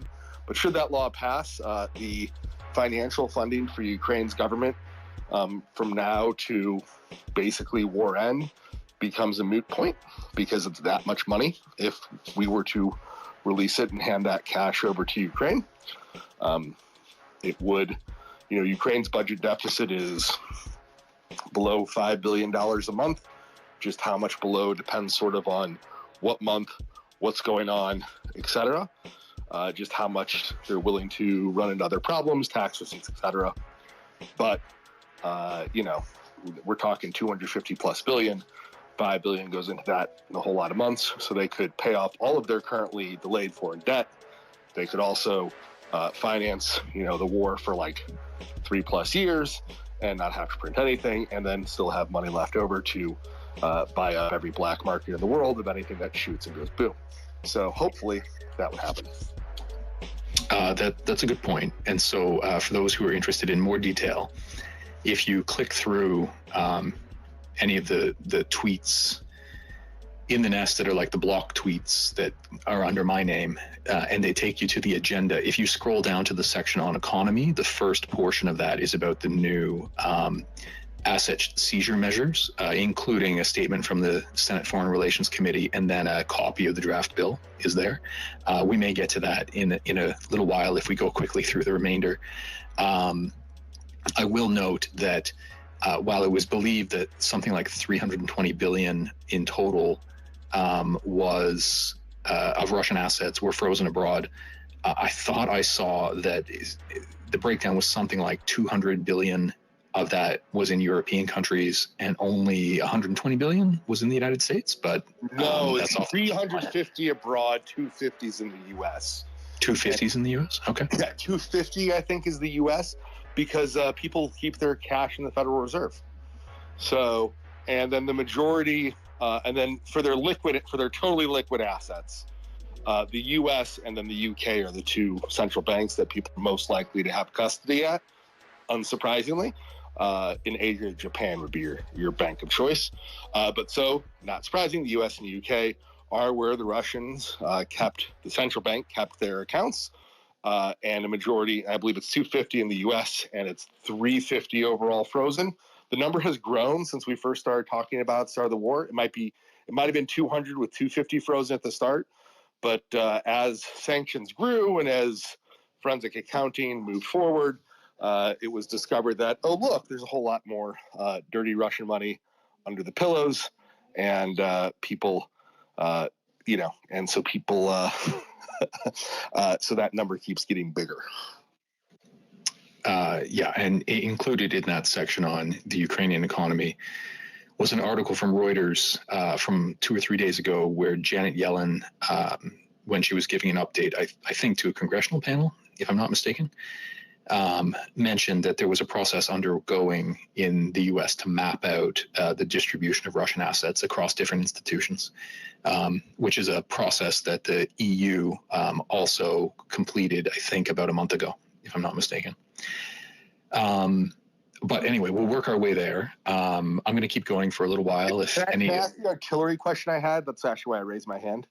Oh, yeah. Sorry, I didn't know. Go ahead. No worries. I was trying to answer the other ones.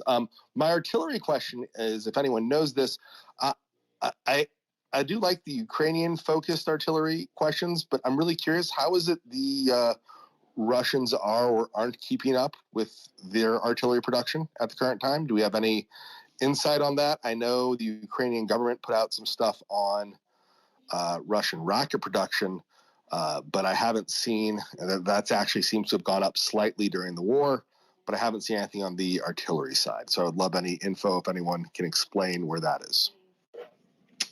Go ahead, all source. No, hey, finance, that's a great question. And I would have to get the specific numbers to do some research, but I think here's the issue for Russia and Ukraine, right? So the production, I think, is not keeping up. I think that's fairly clear. The issue that the Ukrainians are going to run into, right, is that the Russian stockpile is very substantial. But the problem for the Russians is that those stockpiles are not probably at the level of safety standards that we would consider to be considered, safe for use. But in desperation, the Russians are going to use it. So what does that entail? That means, risk of misfire, risk of blowing up on the tube, risk of, missing the target, et cetera. So the Russians have artillery because of their substantial amount of stockpile. But that stockpile is probably not at a good standard that might guarantee success as the Russians would have if they used, newer produced models, if that makes sense. Thanks for that. I don't have a source at hand, but I thought there was a claim made in the last few days by the Russians that they could produce in the low single-digit millions of rounds per year. But one of the OSINT accounts, it's one of the Japanese ones, came out and said they believed that the production rate of the Russians was actually similar to sort of the combined European Union at this point. But it will take me a little while to find that. It's always tricky to do while hosting. Aaron, go ahead. So, yeah, I mean, if the Russians, even if they are producing some, they're still using up a lot of their stocks. I mean, the other day, Intel, Schizo, and I and a bunch of us were talking in the Bauma report, MySpace, and we were talking about how some of the old rounds they've been bringing out, they're not careful at all. They were actually, dropping them, basically not careful at all, just hastily ripping them out of canisters, putting them onto trucks. Some of them had dropped on the ground. It's not good. I mean, certainly from what I'm seeing, I do know that they're trying, definitely with another factor, they are attempting to ramp up production of KH-101 and KH-555 advanced cruise missiles, some of their more advanced weapons. They're producing roughly, 60, 65 per month. I'm going by memory, but I think that they're really trying to increase more of their advanced stuff, but they're having trouble due to the sanctions. But there are still many, many, many companies that are still giving components or selling components to the Russians for their missile production, and they're doing it illegally in some of the even Western countries as well. Colby, did you want to go ahead? Defense Express, which is a Ukrainian language publication that's done a lot of good reporting on a number of different topics. I believe they were estimating that Russian 152 production was around, I think, 22,000 rounds a month. So I don't know, that's their estimate. And obviously that's just 152. They didn't have anything to say about other calibers. But I mean, 152 is the dominant one that I suppose that they're using, which is kind of, I guess, equivalent to what American production was at. Obviously, the U.S. is working on increasing that, and there's a lot of other global sources of artillery ammunition as well. So that's just one number. And I have a recollection of seeing something recently about somebody reporting that a lot of Russian ammunition was having significant quality control issues, where a lot of it had to just be completely tossed and written off because it was just so unstable that it couldn't even be used. So I'll see if I can try and find that, again, I don't, not saying that's definitive, but I'm pretty sure I read some report that may be happening. Yeah, I think I saw those same reports you're referring to, and it was specifically with regard to fairly recently produced rounds. But I think some were suggesting, if that's even true, it may have been a batch issue, whereas others were trying to make it out as being that current production standards just aren't up to snuff for one reason or another. That wasn't really spelled out very clearly. But thanks for bringing that up. And if you find the source, we'd appreciate seeing it. I heard rumors of it, not rumors, but I saw some articles on the same thing. So that's actually, to my recollection, that does not surprise me at all. But again, there's more and more data that's been coming out regarding this issue specifically. Okay. Thanks, guys. I'll run through a few more updates. I'll do the... I'll finish one last point on Ukrainian equipment. I'll run through some quick points on Russian equipment. And then we'll see where we stand. We seldom get to the econ and diplomacy sections, and we'll see what people have an appetite for. So if you have a look at the second item in the nest, again, I do these in blocks. So this is on drones and aircraft. There was an interesting tweet. So it's a point drawn from an article in The Economist on how Kiev fended off the Russian missile blitz in May. And this is Guy Plopsky, who does great work on aircraft-based OSINT. So I'd suggest you keep an eye on his account. But he noted the quote from there that Ukraine has just completed a process of integrating kit such as Soviet-era Buks and S-300s into a new centralized C2 system, so command and control, so that when a target is identified, the most effective missile is used against it, hitting it as distant from the city as possible. And so, there was a question from Jacoby earlier about innovation with Western kit.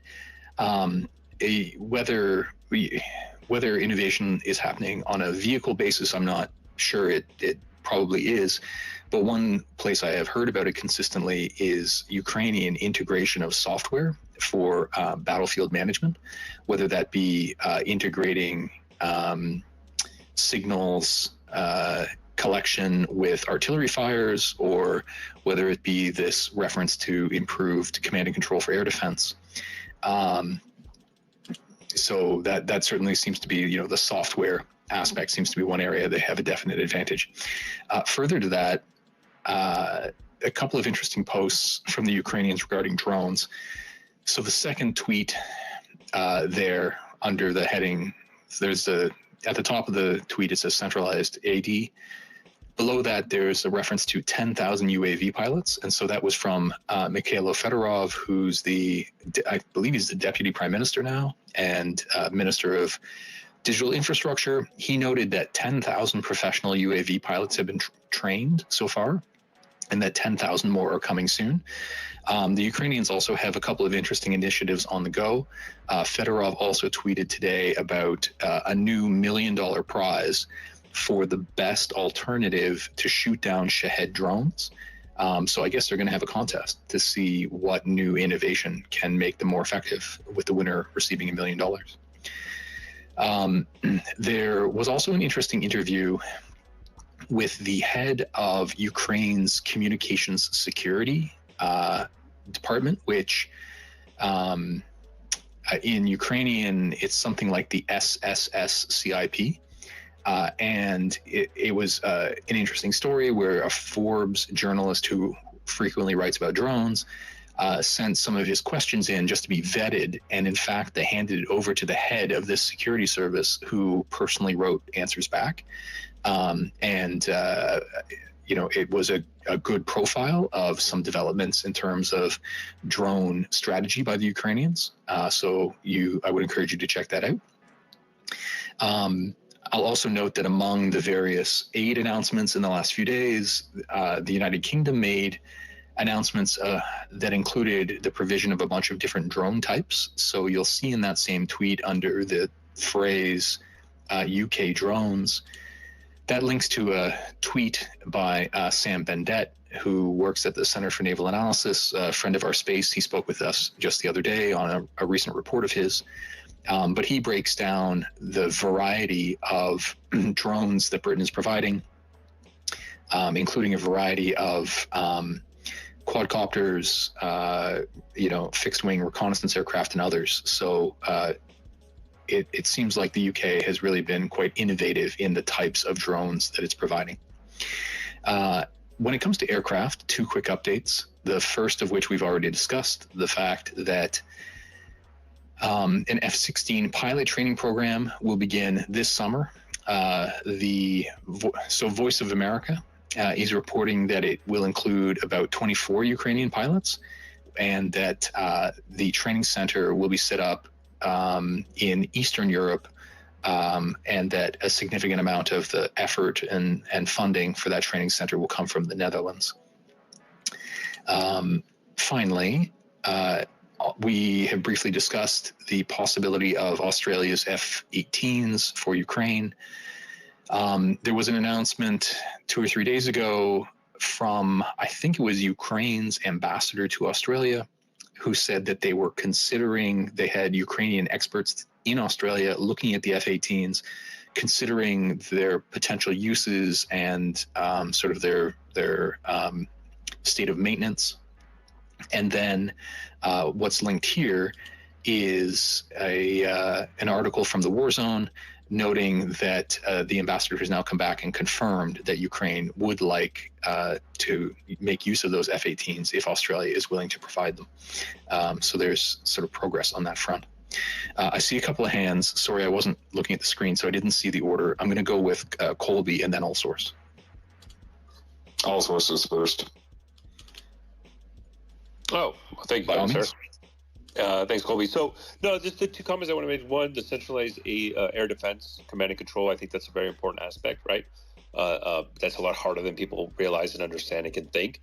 And so the ability to integrate a lot of your, what we would consider integrated air defense systems, but your ability to do short range and then medium range and long range interception with air defense, it is a complicated process because it's not only the air defense systems, but it's also the radars, and then the ability to get all the radars to communicate internally together at the same time, and then track threats coming at you, either be ballistic missiles, cruise missiles, or drones, and then the decision to intercept it, right? And again, this goes to, so that's the capability aspect of it, right? So you have your systems talking, your radars all pushing through a computer systems, and your ones and zeros communicating perfectly. But at the same time, it goes back to kind of this, okay, as that tweet shared, what system is best to intercept what? And there's a human element to that as well, right? And the U.S. Army, that's called your ADAFCOs. Those are air defense officers that specialize in this very much. Like if they see a threat, they immediately know, okay, this threat, I need to intercept it with this system because it's targeting this area and this is the best asset. Or, by the way, maybe it's not an air defense asset we should utilize. Maybe for Ukrainian's point of view, it should be an air force, right? So if you have aircraft flying, doing DCA missions, can you shoot down a drone or a cruise missile with that system? A ballistic missile, that is 100% an air defense responsibility, ground system. So that will be, the for example, Patriot, the Kinzhal that we all saw, that is a 1,000,000% a Patriot. And then the Shahed 136, right? Like the best system to intercept it. And one important aspect I think of this is the drones are clearly a very important aspect of this war, and specifically what we would consider one-way attack UAVs, right? The Shahed 136 is a perfect example. And the Shahed 136 would kind of fall within a category of a Group 3 UAS system, so big enough, long range, ability to impact a target and cause the damage, and its platforms. And so generally those types of systems, right, you have multiple ways to intercept it, either, again, Air Force, manpads, SHORADs, air defense assets, or EW capability. Now, it's always going to be difficult, like any type of those types of drones, because first you have to detect it, and then you have to go and intercept it. And I think we have to be very careful about trying to find this, something that I always like talking with Austin about, this wonder weapon that's going to solve all problems. Again, it's integrated air defense systems, right? Your IADs. There's layers. And you're always going to have layers. You're always going to have redundancy. And it's always difficult to just say rely on one specific platform for one specific thing.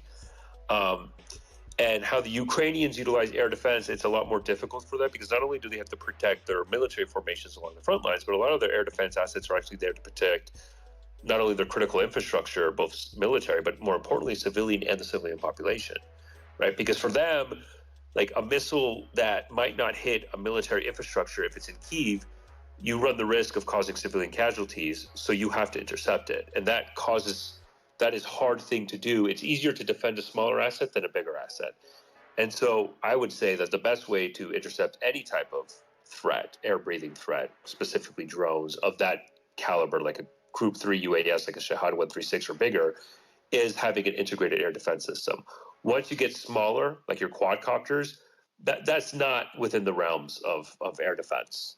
I mean, that it's just, you could try, but I mean, you're wasting valuable assets for such a small item, and there's different mechanisms and tools to do it. That's why when I hear people say, oh, look at how the Russians are having effects against the Ukrainians utilizing FPV drones, I gotta say, look, an FPV drone is just a simple version of a basically air top ATGM, right? It's a guided missile for all intents and purposes. It's just on the air and it goes with an RPG and you hit the target, right? The fundamentals are the same.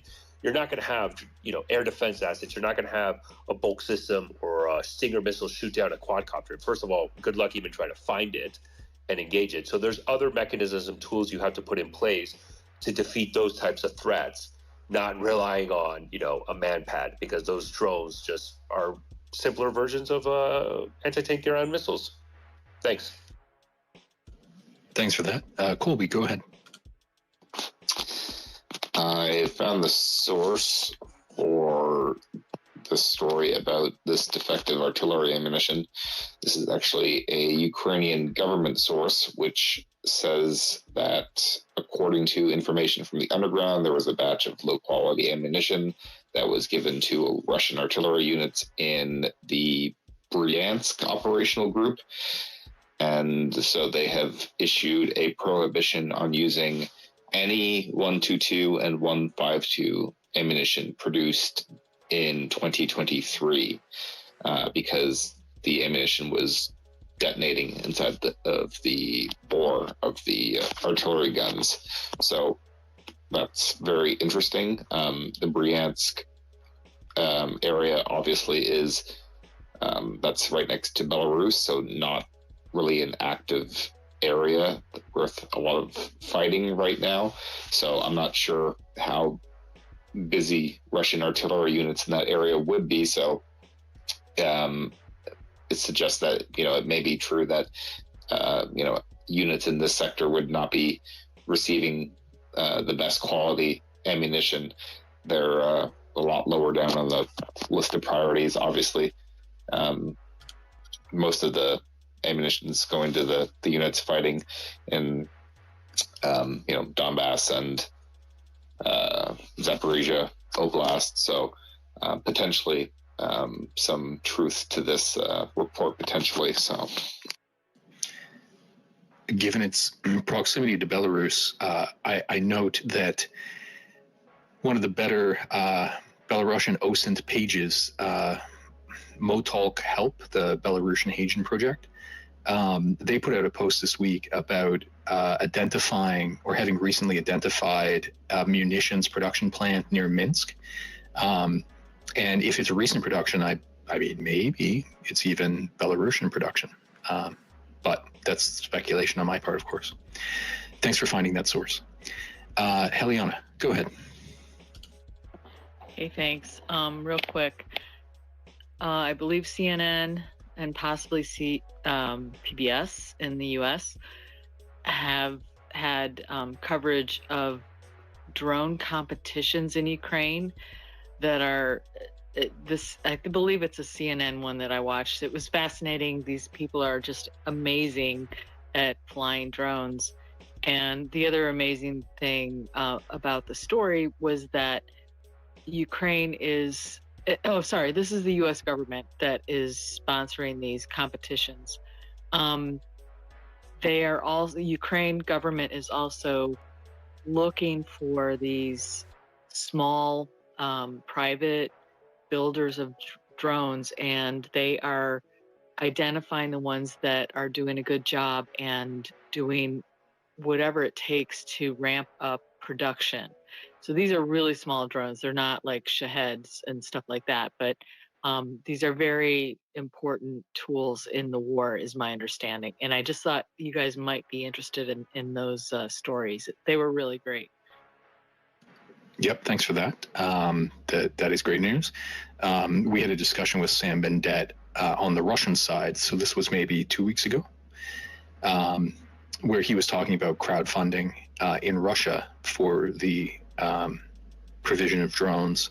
And then we had our friend Konstantin, who works with, I apologize if I get it wrong, is it Liberty Ukraine, to crowdfund for drones for Ukraine as well. So there's a lot of, ingenuity coming to drone warfare outside of official sources as well. Aaron, if you want to go ahead quickly, that would be great. And then I hope to power through the Russian equipment updates, and then we'll probably wrap for the evening. Sure. I just want to give a quick update that drone attack reported in the Russian city of Kursk. So a large-scale fire broke out in the Russian city of Kursk just after 2 a.m. local time on June 16th. And that's the Ukrainska Pravda news outlet that is reporting this. So that's some of the, just some updates there. Thanks. Okay, I'll quickly run through updates on Russian forces. If you have a look at the Nest,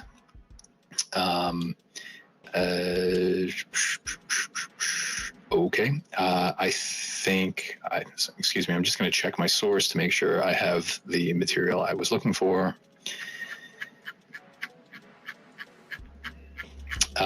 So one of the first points I'll note is that in that same meeting with Russian mill bloggers, Putin came out and unexpectedly said that he believed that Russia had lost 54 tanks since the Ukrainian offensive had begun, which didn't coincide with the open source understanding of Russian losses. So you will see that first tweet under Russian forces is from Oryx. He's noting that open sources only identified 10 Russian tank losses in the same time period. So it's not clear what Putin was referring to. I'll also note that there have been some strikes on large accumulations of Russian personnel in the last couple of days. You'll see that via the tweet from Rob Lee. That's the report. I think it was with regard to the 20th Combined Arms Army. But the story is a little hard to pick apart. The claim is that there were 100 killed and 100 wounded. However, if you read Rob Lee's thread, at first the story, and this is the one that made it furthest around, was that they had assembled and were waiting for several hours to be addressed by senior officers. And, you know, the Western spin on it is that it was for a motivational speech. And that somehow the accumulation became known to the Ukrainians and they struck it. But if you look a little further down in Rob's thread, he notes other claims that it wasn't in fact a meeting, but that it was a large group of personnel who were unloading trucks, and that instead of it being a HIMARS, it was actually an artillery strike. You know, in both cases, they're claiming large numbers were killed, but the cause is very murky. At the same time, there have been some significant losses of officers. So I believe it was All Source and others have already made reference to the death of the commander of the 35th Combined Arms Army, who I believe was a major general after a strike on their headquarters. At the same time, there was also some confusion around the fate of one of Kadyrov's right-hand men, whose name is Delimkanov. And initially, his condition was unknown. It was speculated he may have been killed. Then there were claims that he was grievously injured. The last I heard on it yesterday was Kadyrov claiming that he was in touch with him and that he's fine. But, it's hard to know whether that's a denial in order to suggest that everything's okay. So I think on that front, we'll just have to wait to see more details. However, if you look in that tweet below Russian forces under the heading officers killed, there is the account here on Twitter, Russian officers killed in Ukraine. I've been following them for a while. They tend to update with the high profile strikes that get officers. I don't know if they publish a list of names specifically, so I don't know if you can verify it down to the name level. But they seem to have been fairly consistent. So it's, it's worth taking in their reports as a data point. One other interesting issue with regard to Russian personnel, and you'll see it here under the phrase "newspapers stop obituaries," and that links to a report from Medusa, which is a Russian language newspaper, also now publishes in English, even though they've been forced to leave Russia, noting at least one local Russian newspaper will no longer be publishing obituaries for soldiers killed in Ukraine, reportedly at the Defense Ministry's request. And the speculation is that this is to prevent the sort of OSINT work that's being done by BBC Russia service, where they're counting individual names in an effort to confirm total Russian losses. I'll move on to the next item in the nest. I think it's the third, starting with the phrase amnesty for convicts. So that links through to a BBC Russia article, which notes a new amendment to Russian laws has been proposed that would provide amnesty to anyone who goes to fight in Ukraine. The amnesty is actually only granted, if the law is passed, the amnesty is only granted when service comes to an end.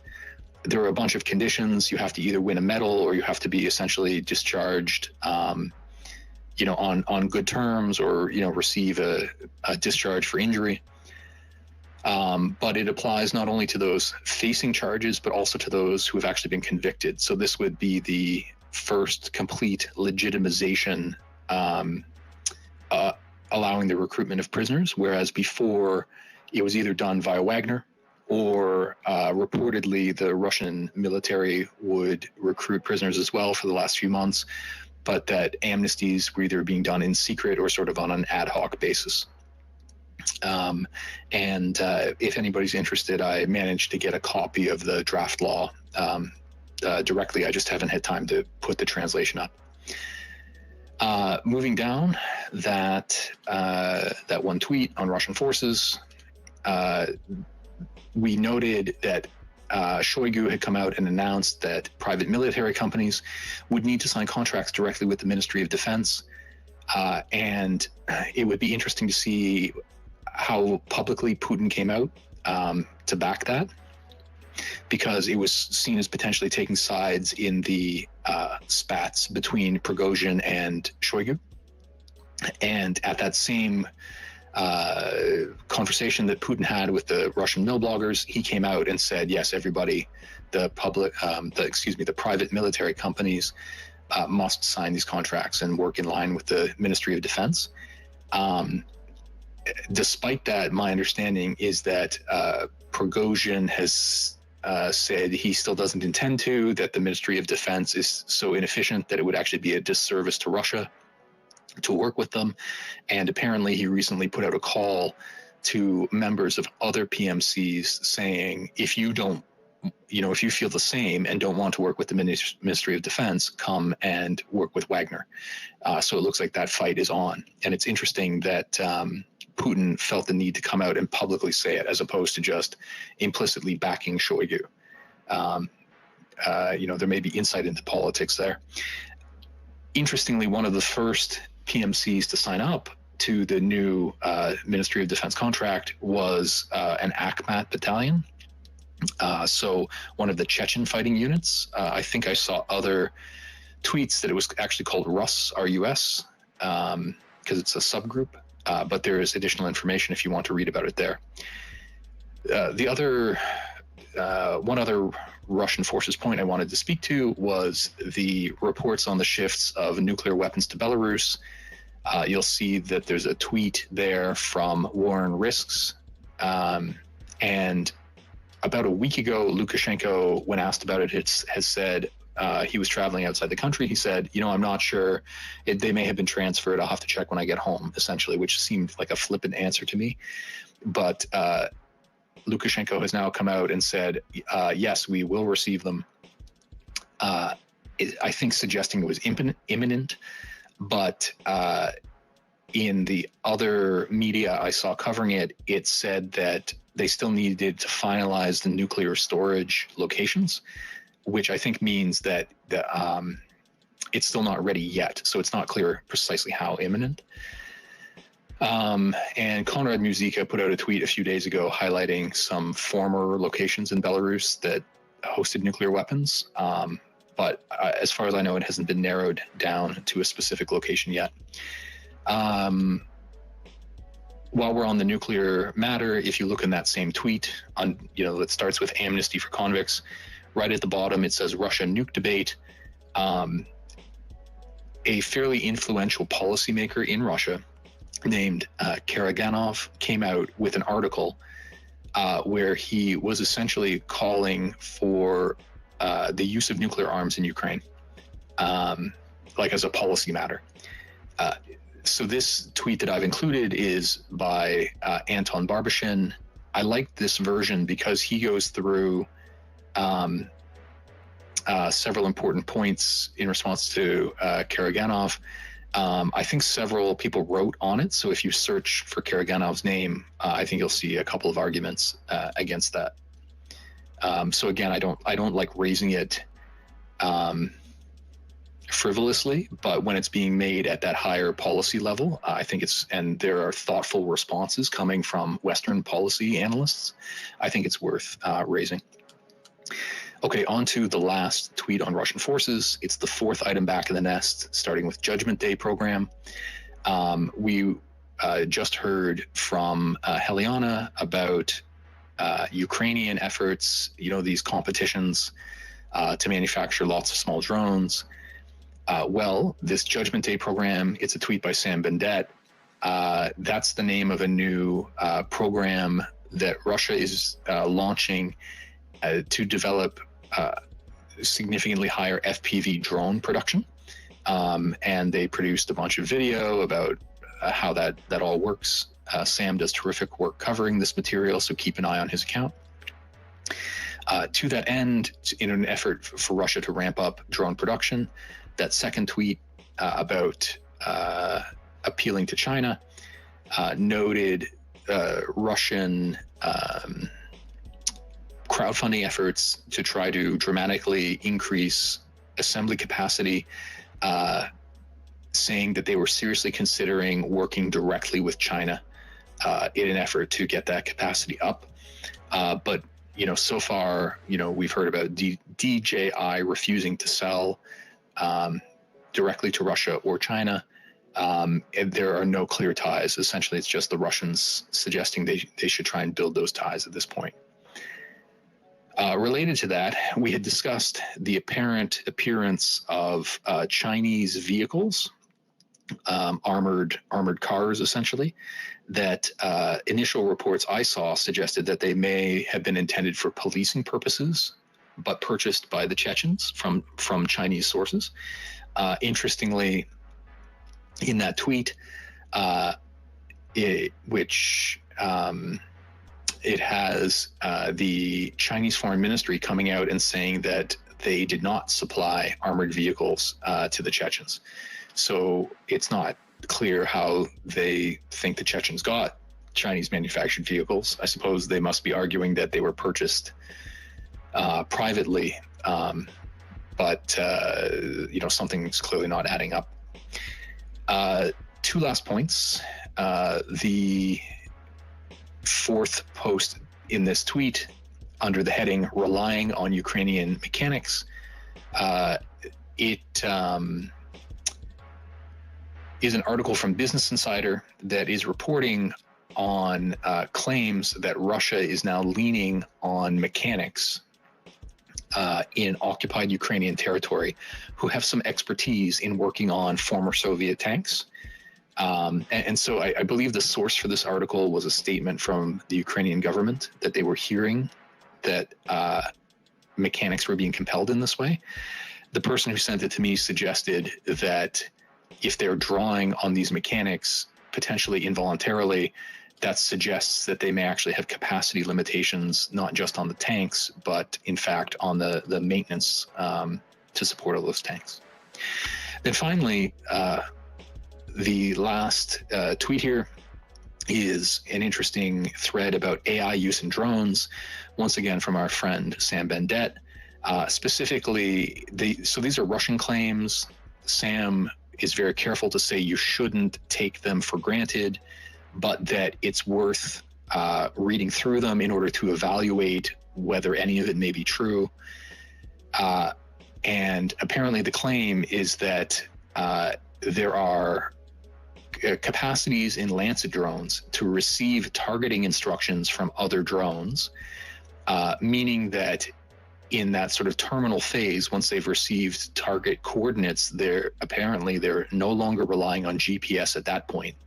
And it also included an assertion that there is a new model of Lancet that's for reconnaissance purposes, and that it's more of a delta wing.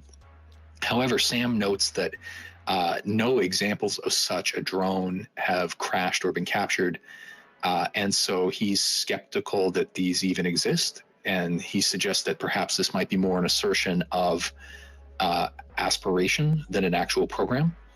But the assertion is that these recon drones can detect in video target options. They're aware of the location of other Lancet drones that are up at the same time, and then they'll allocate targeting among them, and that's all done autonomously. And Sam thinks, besides the fact that there's no evidence of these recon drones, he thinks that that's considerably more sophisticated than is likely to be the case. But it's still a fascinating read, even if not true, about the direction that autonomy in drones may go.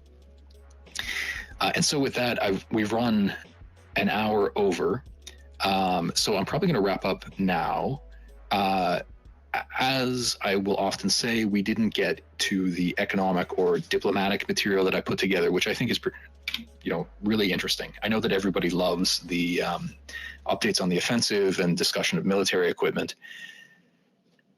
What I'm considering is holding another space that's just focused on econ and diplomacy. It's hard to cover all the material at the level of depth that I'd like to. I'm thinking maybe about holding a conversation. It's hard to fit it in because we have one scheduled for Sunday. But I'm thinking maybe holding a space Saturday night. I don't know about that. If anybody, because I know that Exit has updates on the Black Sea Grain Initiative, and I know Jacoby has been following, peace efforts and developments with the Russian Orthodox Church and so on, they would be terrific to speak to as well. I'll obviously have to coordinate with other contributors, but maybe shoot me a DM if you'd actually like to attend that. I don't really want to put the additional time in hours-wise if it's going to be a really small affair. But let me know, and I'll see what I can do. But All Source, go ahead. No, hey, Michael, again, excellent space. Thanks for having me. And I would agree. I think there's a lot of aspects in the economic and politics and diplomatic side that is very important.